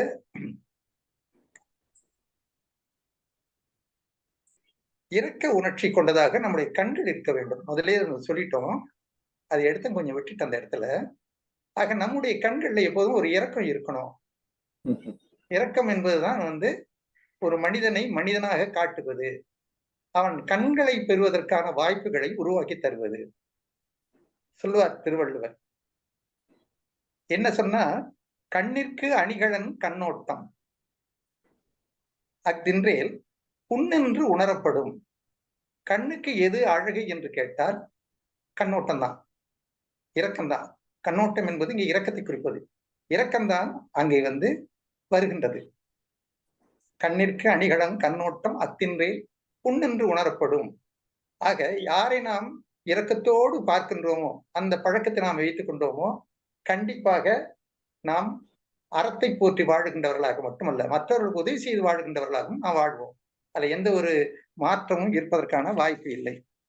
அதனால திருவள்ளுவர் அடுத்த குறள் சொல்லுவாரு, அருள் சேர்ந்த நெஞ்சினார்க்கு இல்லை, இருள் சேர்ந்த இன்னா உலகம் புகழ்ன்னு சொல்வார்கள். அருள் சேர்ந்த நெஞ்சினார்க்கு இல்லை, இருள் சேர்ந்த இன்னா உலகம் அவர்களுக்கு இல்லை ஆகிவிடும். ஏனென்றால் அருள் இரக்க உணர்ச்சி இருந்தால் அவர்களுக்கு எப்பொழுதுமே துன்பம் என்பது வராது என்று அவர் ஒரு சான்றிதழை நமக்கு வழங்குகின்றார்கள். சரி, இப்போ இந்த துன்பங்கள் நமக்கு வருவதற்கு என்ன காரணம் என்று பார்த்தால், இடையராக திருவள்ளுவர் சொல்வார்கள், இன்பம் இடையராது ஈண்டும் அவாவென்னும் துன்பத்துள் துன்பம் கெடின். அவா என்பது ஆசை. ஆசையில் வருகின்ற துன்பத்தில் துன்பம் வந்து கெட்டுவிட்டால் நமக்கு இன்பத்திலே பேரின்பம் நமக்கு கிடைக்கும் அப்படின்னு சொல்றார்கள். அப்போ ஆசை என்பதுக்கு என்ன சொல்றாரு? அவாவென்னும் துன்பத்துள் துன்பம். ஆசையை பட்டு அதன் மூலம் அலைகழிக்கப்படுகின்றவர்கள். இப்ப ஆசை வேண்டாமா என்ற ஒரு வினா வரும். நாம சுருக்கமா அதோட விளக்கங்களை சொல்வது என்றால் நமக்கு அதிகமான நேரங்கள் ஓடும். சுருக்கமா சொல்றது சொன்னா ஆசை என்பது வேண்டும், அதை எடுத்துக்கொள்ள வேண்டும். ஆனால் அந்த ஆசை எப்படிப்பட்ட ஆசையாக இருக்க வேண்டும்? நம்மை அலைகழிக்கின்ற ஆசைகளாக இருக்கக்கூடாது. ஒவ்வொரு துறைகளிலும் சென்று அலைகழித்து வாழ்கின்ற வாழ்க்கை இந்த ஆசைகளால் ஏற்படுகிறது. இப்ப நீங்க நன்றாக அமர்ந்து எண்ணி பார்த்தீங்கன்னு சொன்னா நமக்கு எப்படிப்பட்ட ஆசைகள் இருந்தது, அல்லது மற்றவர்களுக்கு எப்படிப்பட்ட ஆசை இருக்கிறது, அந்த ஆசையினால் அவர் பட்டுகின்ற துன்பம் என்ன, அவருடைய வாழ்க்கை எப்படி போய்விட்டது என்பதெல்லாம் நாம் நிறைய பார்க்கலாம். அதனால எப்பொழுதுமே இந்த அவாவென்னும் துன்பத்துள் துன்பம் கெட வேண்டும் என்று சொன்னால் இன்பத்துள் இன்பம் தானாக வரும். ஆசையை அடக்குவதற்கு தெரிவது. இந்த அடக்குவது என்பதால் நல்லவற்றில் செலுத்துவதுதான் அடக்குதல். அடக்கம் என்று சொன்னால் எதை அடக்குவது? நம்முடைய புலன்களை அடக்குவது. எங்கே கொண்டு அடக்குவது? நல்ல செயல்களில் அதை கொண்டு அடக்குவது. நல்லதை பார்ப்பது, இப்ப இது சொன்னது போல நல்லதை பார்ப்பது, இனிய முகங்களை பார்ப்பது, எல்லாம் இந்த நன்மையை கொண்டு வருகின்ற பொழுது இந்த அடக்கத்தில் அது சேர வேண்டும். அப்படிப்பட்ட அடக்கம் வருகின்ற பொழுது நாம் நன்மைகளை போற்றுகிற நல்ல இன்பங்களை பெற்று வாழ்கின்றவர்களாக இருப்போம். சரி, அடுத்து இன்னொரு சில பகுதிகளை நாம் பார்க்க வேண்டியிருக்கிறது. இன்பத்துள் இன்பம் பயக்கும் இகழென்னும் துன்பத்துள் துன்பம் கெடின் என்று ஒரு திருக்குறள். இன்பத்துள் இன்பம் பயக்கும். இன்பத்திலே பேரின்பம் உங்களுக்கு வேண்டுமா என்று திருவள்ளுவர் கேட்கிறார். நாம கேட்கலைங்க, திருவள்ளுவர் கேட்கிறார். இன்பத்துள் இன்பம் பயக்கும். எது பயக்கும்? இகழென்னும் துன்பத்துள் துன்பம் கெடின். இகழ் என்றால் என்னது? கருத்து வேறுபாடு, அல்லது கொள்கை வேறுபாடு, அல்லது பிரித்து பேசுவது. இகழ் என்றால் இக சொன்னால் பிரித்தல். இகழ் என்றால் பிரித்தலை சொல்லுவது. இந்த பிரிக்குகின்ற குணங்கள், மக்களை வேறுபடுத்துகின்ற குணங்கள், அதை நீக்கிவிட்டால் போதும். அது இன்பத்தில் பேரின்பத்தை நமக்கு தரும். இன்பத்துள் இன்பம் பயக்கும் இகழென்னும் துன்பத்துள் துன்பம் கெடும். இகழ் என்பது மற்றவர்களை இழிவாக கருதுகின்ற ஒரு போக்கு. அந்த போக்கிலிருந்து நீ மாறிவிட்டால், இப்போ இகழ் என்பது இப்ப நம்ம சாதியை பற்றியோ அல்லது மதத்தை பற்றியோ மட்டும் இங்கே நாம் சொல்ல வரவில்லை. அதை பற்றி நாம் சொல்ல, இங்க இகழ் என்பது எளிய முறையில இருக்கிற நம்மை போன்ற ஒரு மக்களிடத்துல ஒன்றித்து பழகாமல் அவங்களை வெறுத்து ஒதுக்கி பழகின்ற பழக்கம். இந்த பழக்கம் தான் இகழ். அப்போ இன்றைக்கு நம்ம ஒரு பணிமனையில நம்ம வேலை செய்கின்றோம். அப்படி செய்கின்ற பொழுது அங்க இருக்கின்ற நமக்கு முதல் மேல் அதிகாரிகள் அவர் என்ன செய்வார்கள்? நம்ம கொஞ்சம் தாழ்த்தித்தான் பேசுவார்கள். நம்ம ரொம்ப துன்பம் கொடுக்குற மாதிரி சில செய்தியெல்லாம் செய்வார்கள். ஆனால் நாம் என்ன செய்கின்றோம்? அவர் தாழ்த்தி பேசினாலும் அவரோடு முடிந்த வரைக்கும் ஒன்றித்து பழகி நம்முடைய பணிகள்ல வேலை ஒழுங்காக செய்து அவரிடத்தில் நல்ல பெயர் பெற்று நம்முடைய பணிகளை, நம்முடைய கடமையை, நம்முடைய தொழிலை வளர்த்து கொள்ள வேண்டும் என்றால் நாம் பெரும்பாலும் நினைக்கின்றோம். ஒவ்வொரு தொழில்துறையிலும் வேலை செய்கின்றவர்களை நினைப்பார்கள், எல்லாரும் மற்றவரால் இகழப்படுகின்றவர்களாகவே இருக்கின்றார்கள். இந்த நிலைகளில் இருந்து அவர் மாற்றங்களை பெறுவதற்கான வாய்ப்புகளை உருவாக்குகின்றார்கள். இதுதான் நாம சொல்லுகின்ற பகுதிகள். அதனால பெரும்பாலும் ஐயா இன்னும் ஒரு 5 நிமிஷம் முடியுங்களா? முடியும், நேரம் இருக்கு உங்களுக்கு. ஒரு 10 நிமிஷம் எடுத்துங்க. 10 நிமிஷம். சரி சரி சரி நன்றி. என்றால் இதுல ஏதாவது ஒன்று நம்ம எடுத்துட்டோம் சொன்னா அது எங்காவது ஓடிடுது.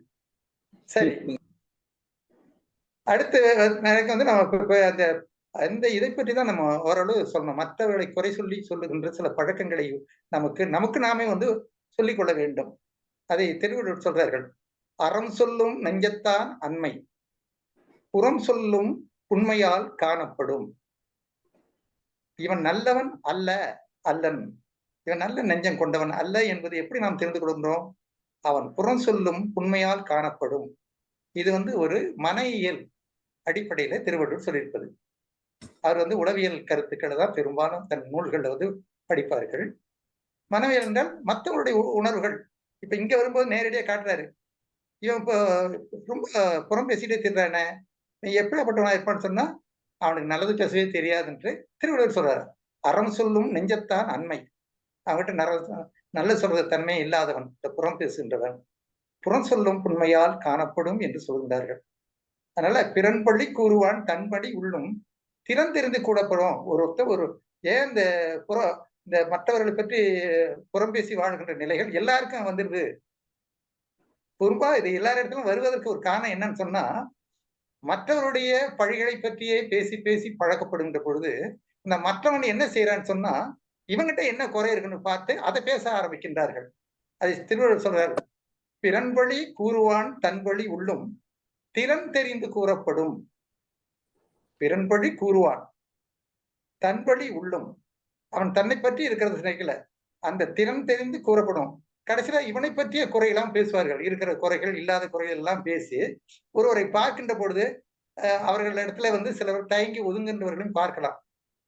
எதற்காக பெரும்பாலும் ஒதுங்குகின்றார்கள் சொன்னால் இவர்கள் நம்மை பற்றி ஏதாவது பேசுவார்களா, 4 பேர் பேசிட்ட பிறகு நம்ம போயிட்ட பிறகு நாம மட்டும்தான் இருக்கிற பொழுது அந்த சமயத்தில் நம்ம போயிட்ட பிறகு நம்மளை பற்றி புறம் பேசுவார்களா என்ற அந்த உணர்வுகள் நம்மிடையே ஏற்பட்டு விடுகிறது.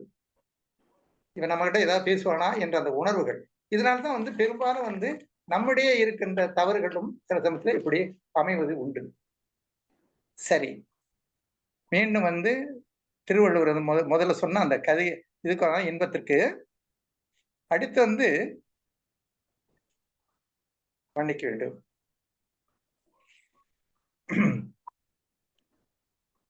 பிறரை தவறாக பேசுவதே பெருசு பேசுறவர்களும் கொஞ்சம் இருக்கிறார்கள். அப்படிப்பட்டவர்கள் வாழ்க்கை மிக விரைவாக கெட்டுவிடும் என்று திருவள்ளுவர் சொல்லுகின்றார்கள். இந்த புறம் பேசுகின்றவர்கள், மற்றவர்களை இழிவாக பேசுகின்றவர்கள், சொல்றார், இகழின் மிகழினிது என்பான் வாழ்க்கை தவளும் கெடலும் நனித்தென்றால் மிக விரைவாக அவனுக்கு வந்துடும். ஆக தவறான கருத்துக்களை பேசுகின்றவர்களுக்கு துன்பம் கண்டிப்பாக வரும். வெறுப்பை காட்டி பகைத்தால் இனிமையானது எதுவுமே அவனுக்கு கிடைக்காது. அவன் வாழ்க்கை துன்பமும் கெடுதியும் அடைந்துவிடும் என்று திருவள்ளுவர் சொல்கின்றார்கள். அதனால் வெறுப்பு என்று கொண்டு வாழ்கின்ற வாழ்க்கையை நாம் பெரும்பாலும் தவிர்க்க வேண்டும் என்று இந்த காலத்தில் என்னென்றால் இந்த காலத்தில் உள்ள கவிஞர்களை பற்றியும் சிலர் சொல்லியிருந்தாங்க. நெருப்போ பற்றுகின்ற பொருளினை அழித்திடும், வெறுப்போ சேர்கின்ற மனத்தினை கெடுத்திடும். நெருப்பும் மனவெறுப்பும் ஒன்றென அறிந்திடுவோம், வெறுத்திடும் போக்குதனை நிறுத்திட முயன்றிடுவோம். இது உங்களுக்கு நேரடியாகவே தெரிஞ்சிடும். எரிச்சல் நம்மை எரித்துவிடும், பிறர் இகழும் நிலைக்கு தள்ளிவிடும், உறவை பிரிய செய்துவிடும், உடல் மன நோய்க்கும் காரணமாகிவிடும். இந்த எரிச்சலோடு மற்றவர்களை பற்றி பேசிக்கின்றிருக்கின்றவர்கள் மிக விரைவாகவே இந்த மனநோய்க்கு ஆளாகி விடுவார்கள் என்பது மருத்துவ அடிப்படையில் பெரிய உண்மை. அவன் ஏன்னு சொன்னா அவனுடைய உணர்வுல வெறுப்புணர்ச்சிகளையே பேசி பேசி பேசி பேசி அந்த வெறுப்புணர்ச்சிகளை மனநோய்க்கும் காரணமாக ஆழ்ந்துவிடும் என்று திருவள்ளுவர் சொல்லியிருக்கின்றார்கள். சரி, இன்னும் கொஞ்ச நேரம் இல்லையா, இது இந்த இன்பத்து பாடலை இதை பற்றி நிறைய பேசியிருக்கின்றார் திருவள்ளுவர்கள். நம்ம அதை விட்டு ஒரு மற்ற பகுதிகளுக்கு போவோம். அவர் சொல்றார்கள் மலரினும் மெல்லியது காமம், சிலர் அதன் செவ்வி தலைப்படுவர் என்று சொல்வது. இது பலர் கேட்டிருப்பீர்கள். அதுல மலரை விட மென்மையானது காமம் என்பது காதல் என்று வைத்துக் கொள்வோம். சிலர்தான் அந்த மென்மையான தன்மையை போற்றி வாழ்கின்றார்கள். பலரால் அப்படி வாட முடியல என்று திருவள்ளுவர் அந்த காலத்திலே சொல்லியிருக்கிறார். அதனால இன்பம் பெற வேண்டும் என்று நினைக்கின்ற பொழுது இந்த வெறுப்பு உணர்ச்சிகளை, பகை உணர்ச்சிகளை காண வேண்டும். எல்லாருடைய மனமும் மலரை போன்றது என்று எண்ணுகின்ற எண்ணங்கள் நமக்கு இருக்க வேண்டும். அப்புறம் வந்து நாம் வந்து தோல்வி பெறுவதில் ரொம்ப இன்றைக்கு பெரும்பாலும் வந்து ஏன் நம்மளுடைய வெறுப்புகளும் பகைகளும் உருவாது சொன்னா தோக்கிறதுக்கு நாம் ரொம்ப வந்து பயப்படுறோம். திருவள்ளுவர் வந்து தோக்கிறதுக்கு தான் வந்து பயமில்லாம செல்லணும்ன்றாரு. ஊழலில் தோற்றவர் வென்றார். கணவன் மனைவியாக சொன்னா கூட எல்லாருக்கும் பொருத்தமான ஒன்றுதான். ஊழலில் தோற்றவர் வென்றார், அது மண்ணும் கூடலில் காணப்படும் சொன்னார்கள். அது எப்போது அவங்க தெரிஞ்சுக்குவாங்க? அது அந்த ஊழலை விட்டு அவர் ரெண்டும் மகிழ்ச்சியாக இருக்கிறார்களே அப்போ தெரிஞ்சுக்குவாங்க அது எவ்வளவு பயணம் உண்டு. அதனால வந்து இந்த நம்முடைய வாழ்க்கைக்கு சார்பிற்கு நம்முடைய ஒருத்தர் வந்து அளவுகோல் வைத்து அளக்கிறதுக்கு எது காரணம்னு சொன்னால் திருவள்ளுவர் சொல்கின்றார்கள், சால்விற்கு கட்டளை யாதெனின் தோல்வி துளையில்லார் கண்ணும் கொடல். நாம் எப்போதுமே வந்து நம்மை விட கீழ் நிலையில் இருக்கிற இடத்திலும் நாம் தோல்வியை ஒப்புக்கொள்கின்ற மனநிலைகள் வேண்டும். நன்றாக எண்ணிப்பார்கள். இது எத்தனை பேரால் முடியும்? திருவள்ளுவர் அந்த காலத்திலே ஏன் இதை எடுத்து சொன்னார்கள்? சால்விற்கு, சார்னால் சான்றாண்மைக்கு, நல்லவன் என்பதற்கு கட்டளை எதுன்னு சொன்னா அவன் தோல்வியை வந்து தனக்கு தகுதி இல்லாத இடத்திலே காண வேண்டும் என்று சொல்லுவது. அதனால இது போன்ற சில செய்திகள் நாம் படிக்கின்ற பொழுது நமக்கு ரொம்ப மகிழ்ச்சியா இருக்கிறது. அதுல வந்து பாரதியார் அவருடைய இதுல சிலதை விட்டுட்டு பாரதியார் அவர்களுடைய கருத்துக்களை வருவோம். பாரதியார் குடும்ப விளக்கு என்று ஒன்று எழுதினார்கள். அது இன்பத்தின் ஒரு குடும்பம் எப்படி இன்பமாக வாழ வேண்டும் என்பதையெல்லாம் எடுத்துக்காட்டுகிற ஒன்று. அதுல வந்து 2 கருத்துக்கள் மட்டும் இங்க நான் சொல்ல விரும்புகிறேன். ஒருவரை வந்து மதித்து வாழ்கிற வாழ்க்கை தான் வாழ்க்கை. இந்த மதித்து வாழாத வாழ்க்கை வாழ்க்கை அல்ல என்பதை பாவேந்தர் அவர்கள் குடும்ப விளக்கில கருத்து கொண்டு சொல்லுகின்றார்கள். எப்படின்னு சொன்னா, ஒரு கணவன் மனைவி, கணவன் அழைக்கின்ற பொழுது அவள் வந்து பக்கத்துல என்னங்கன்னு கேட்டா அந்த கணவனுடைய உள்ளம் எப்படி இருக்கும்? நிறைய எடுத்து காட்டிக்கிட்டே போறாங்க. அது எப்படி இருக்கும் என்பது நாம் நினைக்க வேண்டும். பிள்ளைகளை கூப்பிடுகின்றார்கள். இந்த காலத்தில் உள்ள பிள்ளைகளை நாம் கருத்தில் கொள்ள வேண்டும் என்பதற்காக தான் சொல்றோம். பிள்ளைகளை கூப்பிடுகின்றார்கள். அதுல வந்து அவள் காலையில பசியாரெல்லாம் செய்து விட்டுவதற்கு பிள்ளைகளையும் தன்னுடைய கணவனையும் அழைக்கின்றார் அந்த வீட்டு தலைவி. அப்ப அழைக்கின்ற பொழுது அவங்க சொல்றாங்க, முத்தான வாயால் முடுநிலா முகத்தால் அத்தார் என்றால் அழகியோன் வந்தான். கூப்பிட்ட உடனே வரான். யாரே? கணவன். இந்த காலத்துல எத்தனை கணவர்கள் அப்படி போறாங்கன்றதை பார்ப்போம். ஆனால் இது எவ்வளவு பெரிய உயர்ந்த கருத்துக்கள் என்பதை நாம் எண்ணி பார்க்க வேண்டும். பிள்ளைகள் என்றால் பிள்ளைகளை வந்து ஒரு 3 பிள்ளைகள். அந்த பிள்ளைகள் என்றால் கிள்ளைகள் வந்தனர் வந்தோம் என்று வந்து விட்டோமா அப்படி சொல்லி வருகின்றார்கள். இது மிக எளிதான ஒரு கருத்தாக நமக்கு இருக்கலாம். ஆனால் இன்று பெற்றோர்களுக்கும் மற்றவர்களுக்கும் மனம் துன்பம் எது சொல்லுன்னு சொன்னா, எத்தனை சொன்னாலும் எத்தனை முறை கூப்பிட்டாலும் பிள்ளைகள் வருவதில்லை. நாம் தான் அவர்களுக்கு வந்து ஆசிரியராக இருக்க வேண்டியவர்கள். நாம் எப்படி நம்முடைய துணைவரிடத்தில் நடக்கின்றோமோ அந்த துணைவரிடத்தில் நடப்பது போன்றுதான் இந்த பிள்ளைகளும் கற்றுக்கொள்கின்ற வாய்ப்பு இருக்குது. அதனால கணவன் மனைவி என்கின்றவர்கள் பெறுகின்ற இன்பத்தை நாம் வந்து பலவாறு சொல்லலாம். அதில் இப்ப நாம் எடுத்துக்க சில பகுதிகள் சொல்வதற்கான நமக்கு நேரம் இல்லை. அதனால வந்து பெற்றோர்கள் பிள்ளைகள் கூப்பிட்ட உடனே என்னம்மான்ட்டு கேட்கிற அளவுக்கு இவர்கள் தங்களை தாங்களே பக்குவப்படுத்திக் கொள்ள வேண்டும். பிள்ளைகளுக்கும் அதை சொல்லித்தர வேண்டும். அம்மா கூப்பிடுறாங்களா, போயிட்டு முன்னால் நில்லு, என்னங்கம்மான்னு கேளு என்று சொல்லிக் கொடுக்கின்ற நிலைகளுக்கு நாம் வர வேண்டும் என்று இப்படியெல்லாம் சொன்னால்தான் நாம் எதிர்பார்க்கின்ற இன்பம் நமக்கு வரும். அதான் இன்பம் விளையான். தன்னுடைய இன்பத்தை அவன் நினைக்கல. இன்பம் விளையான் துன்பம் இயல்பு என்பான். அவன் துன்பம் உறுதல் இல்லை. அவங்க வந்து இன்பம் வந்து இயல்பு. ஆக இன்பத்தை நாடி போகின்றவர்கள் தான், அதை விரும்பி ஓடுகின்றவர்கள் தான் துன்பத்துக்கு ஆளாவார்கள். அந்த இன்பத்துக்காக நாடி போடாமல் அது இயல்பானது என்று எண்ணிக்கொண்டு வாழ்கின்றவர்கள் நல்ல வாழ்க்கையை அமைத்துக் கொள்வார்கள் என்று கேட்டுக்கொண்டு இந்த முதல் நிலை பேச்சை என்னோடு முடித்துக் கொள்கின்றேன். நன்றி, வணக்கம். வணக்கம் ஐயா. வணக்கம் வணக்கம் வணக்கம். மிக மிக சிறப்பு. இலக்கியம் காட்டும் இன்ப வாழ்க்கை. அதாவது ஒரு தனி மனிதனுக்கு 2 வாழ்க்கை இருக்கு என்று சொல்லுவாங்க. ஒன்று அகத்துறை, ஒன்று புறத்துறை.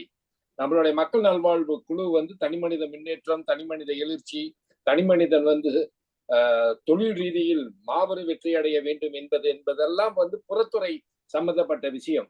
ஆனா இன்னைக்கு ஐயா முழுக்க முழுக்க பேசினது அகத்துறையை பக்குவப்படுத்தி செம்மைப்படுத்த வேண்டும் என்ற அந்த அடிப்படையில் தான் நான் பார்க்கின்றேன். என்னுடைய கண்ணோட்டம் இன்னைக்கு அப்படிதான் இருந்தது.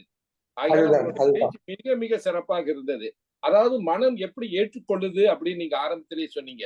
துன்பம், இன்பம், துன்பம். அதை நீங்க நம்ம மனம் எப்படி ஏற்றுக்கொள்றது, நம்ம எப்படி அதை பார்க்கிறோம். ஆங்கிலத்துல வந்து இன்டர்பிரேஷன் அப்படின்னு ஒரு வார்த்தை சொல்லுவாங்க. அதை எப்படி நீங்க ஏற்றுக்கொள்றீங்கன்னு. இலக்கியம் என்பது ஒரு இலக்கு அப்படின்னு நீங்க மிக அற்புதமாக சொன்னீங்க. நம்மளுடைய இந்த தமிழ் மொழியே ஒரு பெரிய இன்பம் தான் என்னை பொறுத்த வரைக்கும். குடும்ப விளக்கை பத்தி நீங்க ஐயா சற்று முன்பு நினைவுபடுத்தினீங்க. பாவேந்தருடைய குடும்ப விளக்கு. அதுக்கு ஏறு மாறாக பாரதிதாசன் எழுதின ஒரு நூல் தான் வந்து இருண்ட வீடு. ஒரு குடும்பம் எப்படி இருக்க வேண்டும் என்றதுக்காக குடும்ப விளக்கு, ஒரு குடும்பம் எப்படி இருக்க கூடாதுன்றதுக்காக வந்து இருண்ட வீடு என்றது எழுதியிருக்காங்க. அப்புறம் அதே நேரத்துல பாவேந்தருடைய ஒரு ஒரு ஒரு கவிதை வரி எனக்கு ரொம்ப பிடிச்ச வரி. அப்படியே தேன் சொட்டுற மாதிரி இருக்கும். அதே ஒரு பெரிய இன்பம். கனியிட ஏறிய சுளையும் முற்றல் கலையிட ஏறிய சாரும் நனி பசு பொழியும் பாலும் தென்னை நல்கின குளிலின நீரும் இனியன என்பேன் என்றும் தமிழை என்னுயிர் என்பேன் கண்டீர். இதெல்லாம் வந்து மறக்க முடியாத அவருடைய பாடல் வரி, பாவேந்தரோட பாடல் வரி. அதே நேரத்தில் வந்து கியாபே விஸ்வநாதன் அவர்கள் ஒரு விஷயத்த சொன்னார். நம் தமிழர்களுக்கு கிடைத்த ஒரு அற்புதமான பொக்கிஷம் என்னன்னா, நம்மளுக்கு வந்து நீதி நூல்கள் 18 இருக்குன்னு சொன்னாங்க. அதை எத்தனை பேர் தெரிஞ்சிருக்காங்க, புரிஞ்சிருக்காங்க, உணர்ந்திருக்காங்கன்னு தெரியல. இந்த 3 இது இருக்கணும். அதாவது அத்திச்சுடைய ஆரம்பிச்சு கொன்றைவேந்தனை தொடங்கி 18 நூல்கள் நம்மளுக்கு வந்து இருக்கு. அப்ப இத வந்து அதை உணராத போது என்ன ஆகுது, அவரே கியாபே விஸ்வநாதன் ஐயா அவர்களே ஒரு விஷயத்த சொன்னார். புற்று நிறைய நம்மளுக்கு வந்து வைடூரியம், தங்கமும் எல்லாம் விலை மதிப்பு உள்ள வைடூரியங்கள்லாம் பொட்டியில பூட்டி வச்சுட்டு வெளியே போய் கையேந்தி நிற்கக்கூடிய ஒரு சூழ்நிலை தான் இருக்கு. ஒரு ஓமையா சொன்னார். அதனால இதெல்லாம் வந்து தெரியவும் இல்லை, புரியவும் இல்லை, உணரவும் இல்லை நம்மளுக்கு எவ்வளவு பொக்கிஷம் இருக்கு அப்படின்னு மிக அற்புதமா சொன்னீங்க. அதாவது பொருள் கொடுப்பது மட்டும் அறம் அல்ல. சில நேரம் நம்ம பொருள் கொடுக்கிறோம், உதவி செய்யறோம், அதே அறமற்ற செயலாகவும் போயிடுது. தகுதி அற்றவங்களுக்கு சில நேரம் பொருள் நம்ம உதவி செய்ய போய் அது கடைசியா அப்புறம் நம்ம நொந்து கொள்றோம். அவன் கஷ்டப்பட்டுக்கிட்டு இருந்தா நான் உதவி செஞ்சேன், ஆனா வந்து கடைசி அதே துன்பம் ஆயிருது. அதை கூட திருவள்ளுவர் சொல்றாரு, அவன் பண்பு அறிந்து உதவி செய்ய வேண்டும், இல்லைன்னா அதுவும் தப்பாயிடும். இன்னைக்கு உடுக்க இழந்தவன் கை போலே அங்கே இடுக்கன் களைவதாம் நட்பு. கடைசியில அவர் முடிக்கிறது நட்புலதான் முடிக்கிறார். அந்த நட்பை நம்ம ஆய்வு செஞ்சோமா, அவன் உண்மையான நண்பன் சொல்லிட்டு நம்ம சீர்தூக்கி பார்த்தோமா, நம்ம உணர்ந்தோமா என்றதெல்லாம் நிறைய விஷயங்கள் நீங்க சொன்னீங்க. இயலாமையை பத்தி ரொம்ப அற்புதமா சொன்னீங்க. இதுதான் வந்து ரொம்ப அற்புதமான ஒரு விஷயம். இங்க 30க்கும் மேற்பட்டவங்க வந்து இருந்தாங்க. எல்லோரும் மிக மிக பயனடைய வேண்டும். இதுக்காக பிறரை குறை கூறுதல். இப்ப கூட ஒரு ஆய்வு சொல்லுதியா, மலேசியால எவன் ஒரு மனிதன் அதிகமா பிறரை குறை சொல்றானோ அவன்கிட்ட அதிகமான குறை உண்டு அப்படின்னு ஆய்வு செய்யப்பட்டிருக்கு. அவன் நிறைவா இருந்தா அவன் குறை சொல்ல மாட்டான். அப்போ ஒருத்தர் எதை பார்த்தாலும் குறை சொல்லிக்கிட்டே இருக்கிறானா அவங்ககிட்ட வந்து நிறைய குறை உண்டு அப்படின்னு நான் சொல்லல. ஒரு ஆய்வு, நான் இப்ப இடையில் படிச்ச ஒரு ஆய்வு நான் வந்து கண்டுக்கிட்டேன். அப்புறம் வந்து ஒழுக்கத்தை பத்தி நீங்க சொன்னீங்க. திருவள்ளுவரும் அதிகமா சொல்லியிருக்காரு, ஒழுக்கம் விழுப்பம் தரலாம், ஒழுக்கம் உயிரினும் ஓம்பப்படும். இதை விட ஒரு சிறப்பு வேற எப்படியா சொல்ல முடியும்? அதனால இதெல்லாம் வந்து அற்புதமான ஒரு விஷயம். அதனால இன்றைக்கு 30க்கும் அதிகமானவங்க வந்திருக்காங்க. ஐயாவுடைய பேச்சை வந்து செவிமெடுத்திருக்காங்க. செவிக்கு உணவு இல்லாத போதுதான் சிறிது வைத்து செய்யப்படும். ஆனா நீங்க செவிக்கு நிறைய விருந்து கொடுத்துட்டீங்க. அதனால வந்து இன்னைக்கு இந்த 30 பேர்ல நான் சில பேர் எனக்கு தெரியும், நிறைய பேர் வந்திருக்காங்க. இவங்க வந்து உங்ககிட்ட வந்து ஒரு கலந்துரையாடலாம் நம்ம ஒரு 10 நிமிஷம் வைக்கலாம், நம்மளுக்கு நேரம் இருக்கு. ஐயா கிட்ட ஏதாவது நீங்க கேட்கணும்னா நீங்க வந்து கேட்கலாம். நம்ம ஹோஸ்ட் வந்து அந்த மியூட் பண்றதுக்கு உதவி செய்யுங்க அருண். கேள்வி கேட்கிறவங்க கேட்கலாம் ஐயா கிட்ட. இன்னைக்கு அருண் இருக்கிறீங்களா? இருக்கேன் சார், இருக்கேன். ஓகே, நம்ம ஐயா கிட்ட இன்னைக்கு அற்புதமான ஒரு நிகழ்ச்சி. இன்னைக்கு அவர் பேசினது இலக்கியம் காட்டும் இன்ப வாழ்க்கை அற்புதமா இருந்தது. நான் அவரு ஐயா பேசினது நிறைய குறிப்பிடுத்திருக்கேன். இதை வந்து சொன்னாவே வந்து நிறைய பேச வேண்டியது இருக்கு. யாராவது கேள்வி கேட்கலாம் கேட்கலாம். வணக்கம். வணக்கம் மழை. வணக்கம். வணக்கம். வணக்கம் ஐயா. நான் திருவள்ளுவர், சென்னையில இருந்து பேசுறேன். வணக்கம் ஐயா, எப்படி இருக்கீங்க? நல்ல வணக்கம் கம்பாரையா திருவள்ளுவரே பேசுறாரு கம்பாரையா ஐயா. கம்பாரையா தொடக்கத்துல இருந்து இறுதி வரைக்கும் கேட்டேன். மகிழ்ச்சி உண்மையிலே எனக்கு மகிழ்ச்சி. பேரின்பம் பெருமகிழ்ச்சி. ஆமா. ரேகோவுடைய முயற்சியில இந்த திருக்குறள் திருவிழா வாரந்தோறும் மிகச்சிறப்பா நடந்துகிட்டு இருக்கு. அந்த பெருமைக்கு ரேகோவுக்கும் மழைக்கும் நெஞ்சார்ந்த நன்றி உரித்தாக்குகிறேன். ரேகோ எங்க தமிழ்நாட்டுல வந்திருக்காரா? இல்ல அவர் 26ஆம் தேதி தான் வர்றாங்க. வர்றேன்னு சொன்னாரு. நான் தொடர்பு 26 அவர் வருகிறார். சொல்லுக சொல்லிற் பயனுடைய சொல்லற்க சொல்லிற் பயனுள்ளா சொல். இந்த குறளுக்கு இலக்கணமா கம்பாரையா வந்து தொடக்கத்துல இருந்து இறுதி வரைக்கும் ஒரு சொல் கூட அவருடைய சொல் வந்து பயனுள்ளா சொல்லா இல்ல. இந்த பயனுள்ள இந்த தமிழர்கள் பயனுற வேண்டும் என்ற ஒரே நோக்கத்தை அது கூட இடையிடையில பயனுறா சொற்கள் வந்தா கூட சான்றாண்மையாளர்கள் அதை பெருசா பேசக்கூடாது அப்படின்னு சொல்லி அந்த அந்த அந்த பயனிலா சொற்கள் வந்தாலும் எப்படி அதை கொண்டு போகணும்னு சொன்ன மிகப்பெரிய சான்றோர் நமது கம்பார் குப்புசாமி அவர்கள். அவருடைய அந்த கனிமொழி ஐயாவுடைய பேச்சை கேட்கறது ஒரு பெரும் பேரு. இந்த வாட்டி 30 பேர் கலந்துருக்கீங்க. இதெல்லாம் ஒரு அவர் வந்து திருக்குறளுக்கு மிகச்சிறந்த உரையை கொடுத்தார். தம்மின் தம்மக்கள் அறிவுடைமை மாநிலத்து மண்ணியர்களாங்கிறதுக்கு வந்து இன்னைக்கு அவர் ஐயா கொடுத்த உரை வந்து எனக்கு ரொம்ப நெகிழ்ச்சியா இருந்துச்சு. தமிழ் அறிவுடைமையானவங்க எல்லாம் பெரிய மாநிலத்துன்னு பொதுப்படையா சொல்லுவாங்க. ஆனா ஐயா என்ன சொன்னாரு, நீங்க எப்படி இருக்கிறீங்களோ நீங்க எப்படி அதனுடைய வார்ப்பு தான் உங்க பிள்ளைகளை உருவாக்கணும்னு சொன்னது வந்து எனக்கு ரொம்ப சிறப்பா இருந்துச்சு. நிறைவான சொற்பொழிவு, ரொம்ப நெகிழ்வான சொற்பொழிவு. உங்களுக்கு நெஞ்சார்ந்த நன்றி உரித்தாக்குகிறேன். விந்தை முல்லை எல்லாம் இதுல இருக்கிறாங்க. எனக்கு ரொம்ப மகிழ்ச்சியா இருக்குயா. திருவள்ளுவர் சொல்றாரு, ஒரு திருக்குறளை பார்த்தேன். திருவள்ளுவர் சொல்றாரு, நெருப்பினில் துஞ்சுதல் ஆகும், நெருப்பினில் துஞ்சுதல் ஆகும், நிரப்பினில் யாதொன்றும் கண்பாடு அரிது. அடே அப்பா, அதாவது நெருப்புல கூட தூங்கிடலாமா, பசியாகிய அந்த கொடுமையான வறுமையில இருக்க அந்த பசி இருக்கு பாருங்க, அதுல தூங்குறது கடினண்டான்றார் திருவள்ளுவர். இல்ல என்ன மாதிரி சிந்தனையாளருங்க அவரு. ஒரு மாசத்தை ரொம்ப ரொம்ப ஆச்சரியமா இருக்கு. திருவள்ளுவருடைய சிந்தனையே வந்து எப்படி இதை ஆழ்ந்து சிந்திச்சு நமக்கு கொடுத்திருக்கிறாரு. ஆனா நம்ம வந்து உலகம் பூரா இதை கொண்டு போகிற பணியை செய்கிற ஐயா ரேகோ அவர்களையும் மலை அவர்களையும் நெஞ்சார போற்றுகிறேன். இன்னைக்கு கனிமொழி அவருடைய பேச்சு ரொம்ப அற்புதமான பேச்சு. எனக்கு வந்து இந்த இணைய வழியில ஐயாவுடைய திருவுருவத்தை கண்டு அவருடைய உரையையும் கேட்டதை நான் பேரின்பம் பண்ணுகிறேன். நன்றி ஐயா, அவங்க பேருள்ளத்துக்கு நன்றி ஐயா. நன்றி ஐயா. நன்றி வாழ்கையா, நீடு வாழ்கையா. வணக்கம் ஐயா. நன்றி ஐயா. வணக்கம் வணக்கம் வணக்கம். சரி, அடுத்தவர் யாரோ பேச விரும்புறீங்களா? நம்ம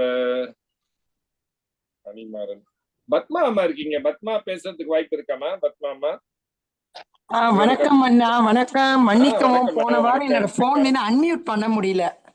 சரி சரி பேசுங்கம்மா.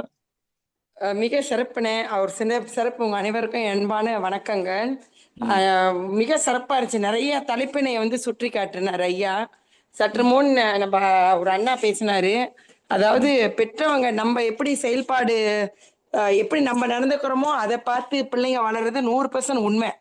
இது வந்து 100% கூட 200% சொல்லலாம். இப்ப குடும்பத்துல பார்த்துட்டோம்னா பெரும்பாலும் மனைவிகள் வந்து கணவருக்கு சரியான முறையில அந்த மரியாதை கொடுத்து எல்லாம் செய்யறதுனால அந்த பயம் வந்து பிள்ளைங்களுக்கு ஆட்டோமேட்டிக்கா அப்பா மேல இருக்கு. ஆனா ஒரு சிலர் இடத்துல பார்க்கல அது வந்து ஏருக்கு மாறா இருக்கு. பட் இருந்த போதிலும் இப்போ பாட்டு கேட்ப எந்த பிள்ளையும் நல்ல பிள்ளை தான் மண்ணில் பிறக்கையிலே அவன் நல்லவனாவதும் தீயவனும் அன்னை வளர்ப்பினிலே இருக்கிற மாதிரி ஒவ்வொரு இல்லத்தரசிகளும் இது குரலுக்கு ஏற்ப நம்ம வாழ்க்கையை சரிப்படுத்திக்கிட்டோம்னா நிச்சயம் நம்ம சமுதாயத்தை ஒரு மிக சிறந்த சமுதாயமா கொண்டு வரலாம். சற்று முன் நீங்க சொன்னது மாதிரி கூட அண்ணே 18 வாசகங்கள் இருந்தாலும் இப்படிப்பட்ட பொக்கிஷங்களுக்கு வந்து ஏற்கனவே நம் முன்னோர்கள் வந்து வகுத்து வச்சுட்டு போயிட்டாங்க. பட் இன்னைக்கு பாத்துக்கிட்டோம்னா நம்ம தான் எல்லா வகையிலும் பின்தங்கி நிக்கிறோம். இது வந்து ஒரு அலட்சியம் தான் சொல்லணும் நம்ம சமூகத்துக்கு. பட் ஐயா சொன்ன மாதிரி யாரையும் நம்ம குறை கூறக்கூடாது. நம்ம சரியான வழியில போனா நம்மளை பார்த்து 10 பேர் அதுல பின் தொடருவாங்கன்ற இதை கண்டிப்பா இன்னைக்கு அவர் கொடுத்த குரல்களை கடைபிடிச்சு என் வாழ்க்கையை என்னை சுத்தி உள்ளவங்களையும் செம்மையாக வச்சுக்குவேன்னு. ரொம்ப ரொம்ப நன்றி இந்த அற்புதமான வாய்ப்பை கொடுத்ததுக்கும். இன்றைய நாள் மிக ஒரு சிறந்த நாளாக கருதுகிறேன். ஏன்னா இப்படிப்பட்ட கருத்துக்களை வந்து கிடைச்சதுக்கு ரொம்ப நன்றி அண்ணா. நன்றிம்மா, நன்றி நன்றி நன்றி. சிறப்பு சிறப்பு. ஆகையால அருண், உங்களுடைய நிறைவுரையை இப்ப நீங்க செலுத்துங்க. இன்னைக்கு ஐயா மிக அற்புதமா பேசியிருந்தாரு. அதை பத்தி உங்களுடைய கருத்தை சொல்லுங்க. அனைவருக்கும் இனிய வணக்கம். வணக்கம் அருண். கம்பார் கனிமொழி ஐயா திருக்குறளை பற்றி பல பேசினார்கள். அதில் ஒழுக்கம் பற்றி பேசியது மிகவும் என்னை இழுத்தது. ஒழுக்கமாக நாம் இருக்கும் பொழுது நம் பிள்ளைகளும் அதை கடைபிடிப்பார்கள். நாம் திருவள்ளுவர் ஐயா சொன்னது போல், பத்மா அம்மா சொன்னது போல், நாம் வீட்டில் எப்படி மனைவியுடன் பேசுகிறோமோ அதை பார்த்துதான் நம் பிள்ளைகள் அந்த ஒழுக்கத்தை கடைபிடிக்கிறார்கள். அவர்கள் நம்மை போல்தான் நம் செய்யும் செயலை பார்த்துதான் சொல்கிறார்கள் என்பது ஒரு குறிப்பான செயல். நாம் வீட்டிலேயே மனைவிக்கு சரியாக அந்த மரியாதை கொடுக்காமல் இருந்தால் அந்த பிள்ளைகளும் அதை கடைபிடிக்கும் பொழுது வெளி உலகில் அவர்கள் பாதிக்கப்படுவதெல்லாம் நாம் இப்பொழுது பார்க்கிறோம். எனவே இன்னும் பல நல்ல நல்ல திருக்குறள் கருத்துக்களை சொன்னார்கள். மிக சிறப்பாக இருந்தது. நம் கனிமொழி ஐயாவுக்கு நன்றி கூறுகிறேன். இந்த நிகழ்ச்சியை தொடர்ந்து நடத்தி வரும் 5 வருட காலமாக நடத்தி வரும் திரு ரேகோ ராஸ் அவர்களை நிச்சயமாக பாராட்டியே ஆக வேண்டும். ஒவ்வொரு வாரமும் ஒவ்வொரு பேச்சாளரை எடுத்து அதெல்லாம் நினைத்து கூட பார்க்க முடியவில்லை. 5 வருடங்கள் என்றால் கிட்டத்தட்ட 1500 வாரங்களை தாண்டி விட்டது. அவர்களுக்கும் இந்த நேரத்தில் ஒரு நன்றியை தெரிவித்துக் கொள்கிறேன். நம் மலையரசன் ஐயாவும் அந்த 1500 வாரங்களிலும் கலந்து அவர்கள் பங்களிப்பை கொடுக்கிறார்கள். அனைவருக்கும் வணக்கம். வணக்கம் வணக்கம் வணக்கம் ஐயா. இன்னைக்கு நமது திருக்குறள் ஆசான் பெருந்தகை கம்பர் கனிமொழியார் வந்து இன்னைக்கு அவர் வந்து நம்மளுடைய புலனத்தை வந்து அலங்கரித்து அவருடைய திருமுகத்தை நான் பார்க்கின்ற பொழுதே நான் வந்து மிக உற்சாகம் அடைந்தேன். அவருடைய ஆசீர்வாதம் எனக்கு கிடைத்தது போல் ஒரு உணர்வு எனக்கு ஏற்பட்டது. அதனால வந்து இன்னைக்கு அவருடைய பேச்சு வந்து நம்மளுக்கு ரொம்ப செம்மைப்படுத்துச்சு. நம்மளோட உள்ளத்தை வந்து மிக மிக செம்மைப்படுத்துச்சு. அதனால வந்து வேற யாராவது பேச முன் வந்தா வாங்க, இல்லாட்டினா நம்மள ஒரு நிறைவுக்கு கொண்டு வருவோம். யாராவது பேச முன் வரீங்களா? அப்படி இல்லை என்றால் நமது ஒரு பேச்சை நம்ம வந்து ஒரு முடிவு கொண்டு வருவோம். அதற்கு முன்பு ஐயா ஏதாவது சொல்ல விரும்புறீங்களா ஐயா? இப்போ என்ன இந்த நிகழ்ச்சியில கலந்து கொள்ள ஏற்பாடு செய்ததுக்கும் என்ன நான் எப்படி பேசினா எனக்கே தெரியல. இருந்தாலும் எனக்கு நீங்கள் பாராட்டியது எனக்கு இன்னும் மகிழ்ச்சியா தான் இருக்கு. சரி, உங்களுடைய பேச்சை வந்து சிறப்புன்னு சொல்லியிருந்தா அது வந்து தப்பா இருக்கும். மிக மிக சிறப்பு. இன்னும் மீறி போயிட்டீங்க நீங்க. மிக்க மகிழ்ச்சி, மிக்க மகிழ்ச்சி. அதோட வந்து தமிழகத்துல இருந்து பேசின ஒரு திருவள்ளுவரை அழைத்தார். அதான் பெரிய விஷயம். திருவள்ளுவரை அழைத்தாரு. அவங்களுடைய தொடக்க காலத்துல நமக்கு நல்ல பழக்கம் இருக்குது. ஆமா ஆமா. அத நானு அவர் குடும்பத்தை பத்தி ஓரளவு நினைக்கணும்னு நினைச்சேன். ஓரளவு சொல்வதற்கு ஒரு வாய்ப்பா போயிடுச்சு. அனைவருக்கும் என்னுடைய வணக்கத்தை ஐயா அவர்கள், திருவள்ளுவர் ஐயா அவர்கள் வந்து வழங்க வேண்டும் என்று கேட்டுக் கொள்கின்றேன். இந்த நிகழ்ச்சியில வந்து கலந்து கொண்டு சொன்ன கருத்துக்களை வரவேற்று பேசியவர்களுக்கும் மற்ற இந்த நிகழ்ச்சியில வந்து ஓரளவு நம்பிக்கையோடு வந்தவர்களை ஏமாற்றாமல் இந்த நிகழ்ச்சியை நடத்தினோம் என்று ஒரு நிறைவு வருகின்ற பொழுது அந்த நிறைவோடு என்னுடைய நன்றியையும் தெரிவித்துக் கொள்கின்றேன். நன்றி, வணக்கம். நன்றியா. ஐயா பேசின விஷயத்துல வந்து 2 விஷயத்தை இங்க நினைவுபடுத்தி நம்ம அந்த நிகழ்ச்சியை நிறைவு கொண்டு வருவோம். ஒன்று சொன்னால், அதாவது நல்லா படித்தவர்கள் வந்து படிச்சிருக்காங்க. ஆனா பண்பு நிலையில வந்து அங்க வந்து எவ்வளவா மன திருப்தி இல்லை. அதனால வந்து ஆளும் வளரணும், அறிவும் வளரணும், அதுதான் வளர்ச்சி அப்படின்னு சொல்லிட்டு பட்டுக்கோட்டையர் எழுதியிருந்தாரு. ஆனா நடைமுறை வாழ்க்கையில வந்து நம்ம பார்க்கின்ற பொழுது அந்த 2 வளர்ச்சி மட்டும் ஒரு தனி மனிதனுக்கு பொருந்தாது ஐயா. அதாவது அறிவு வளரணும், ஆளும் வளரணும் போதுமா கேட்டா அது தப்பான ஒரு கணக்கு. அறிவு வளர்ச்சி ஒரு 25 விழுக்காடு, ஆள் வளர்ச்சி, உடல் வளர்ச்சி ஒரு 25 விழுக்காடு, மன வளர்ச்சி ஒரு 25 விழுக்காடு. மன வளர்ச்சி நடந்தால்தான் பண்பு வளர்ச்சி ஏற்படும். அப்ப ஒரு மனிதனுக்கு ஆளும் வளரணும், அறிவும் வளரணும், மனமும் வளரணும். அதுக்கு ஒட்டிதான் பண்பு வரணும். அப்பதான் 100 விழுக்காடு. அதனால என்னவோ தெரியல, திருவள்ளுவர் பண்புடைமை என்ற அதிகாரத்தை 100வது அதிகாரமாக தொகுத்து வைச்சார் என்று நீங்க சொல்லி நம்ம பார்க்க முடியுது. துன்பம் எப்படி வருது அப்படின்னு நீங்க கேட்டீங்க. அதுக்கு நம்ம கணியன் பூங்குன்றனாலதான் நம்ம உதவிக்கு அழைக்க வேண்டும். தீதும் நன்றும் பிறதரவாரா. இதை மட்டும் ஒரு மனிதன் சிறப்பா செஞ்சிட்டானா அவனுக்கு துன்பம் வரத்துக்கு ஆசை இல்லை. அதாவது ஆசை ஒரு மனிதனை துன்பத்துக்கு உண்டாகும். அந்த ஆசையில கூட அறமான ஆசை இருக்கு, அறமற்ற ஆசை இருக்கு. இன்னைக்கு எல்லாம் துறந்த புத்தர் கூட ஆசை இருந்தது அவருக்கு. மக்கள் பேராசையில் துன்பப்படக்கூடாதுன்றதுக்காக அவர் ஆசைப்பட்டார். மக்கள் பேராசையில் துன்பம் படக்கூடாது அப்படின்னு புத்தர் ஆசைப்பட்டார். அப்ப புத்தர் பட்ட ஆசை அறம் சார்ந்த ஆசை. ஒரு மனிதனுக்கு அறம் சார்ந்த ஆசை இருக்கணும். அதாவது மகன் தந்தை காட்டும் உதவி, மகன் தந்தை காட்டும் உதவி அவையென்று முந்தி இருப்ப செயல் என்று திருவள்ளுவர் சொன்னார். அவை சான்றோர்கள் நிறைந்த அவையில் ஒரு மகனை முந்தி இருக்க உட்கார வைக்கணும் அப்படின்னு சொல்றது ஒரு தந்தைக்கு பேராசையாக இருக்க முடியாது. அது அறம் சார்ந்த ஒரு ஆசையா தான் இருக்க வேண்டும். என் வாழ்க்கையில அறம் சார்ந்து நான் முன்னேற வேண்டும், என் குடும்பத்தை சிறப்பாக வைத்துக் கொள்ள வேண்டும், எந்த பள்ளிச்சொல்லுக்கும் ஆளாக கூடாது அப்படின்னு ஒருத்த வாழ்றானா அது ஆசை இல்லை. ஆசைதான், இருந்தாலும் அறம் சார்ந்த ஆசை அப்படின்னு தான் என்னுடைய கண்ணோட்டம் இருக்குது ஐயா. ஆகையால உங்களுடைய இன்றைய இலக்கியம் காட்டும் இன்ப வாழ்க்கை மிக அற்புதமாகவும் மிக சிறப்பாகவும் இருந்தது. ஆகையால ஒரு பெரிய ஒரு வாழ்க்கை பொக்கிஷத்தையே படிச்ச மாதிரி ஒரு உணர்வு எனக்கு இருக்கு. ஆகையால உங்களையும் வணங்கி, வந்த 35 பேரையும் வணங்கி இந்த இன்றைய ஞாயிறு பேச்சை நான் நிறைவு செய்கின்றேன். ஐயா மீண்டும் இந்த இலக்கிய சுவையை நீங்க ஒரு முறை வாய்ப்பு இருந்தா இந்த ஞாயிற்றுக்கிழமை அலங்கரிக்க வேண்டும் என்று சொல்லி இன்றைய பேச்சை மனநிறைவோடு நிறைவு செய்கின்றேன். நன்றி, வணக்கம், வெற்றி நிச்சயம் அனைவருக்கும். நன்றி ஐயா, நன்றி.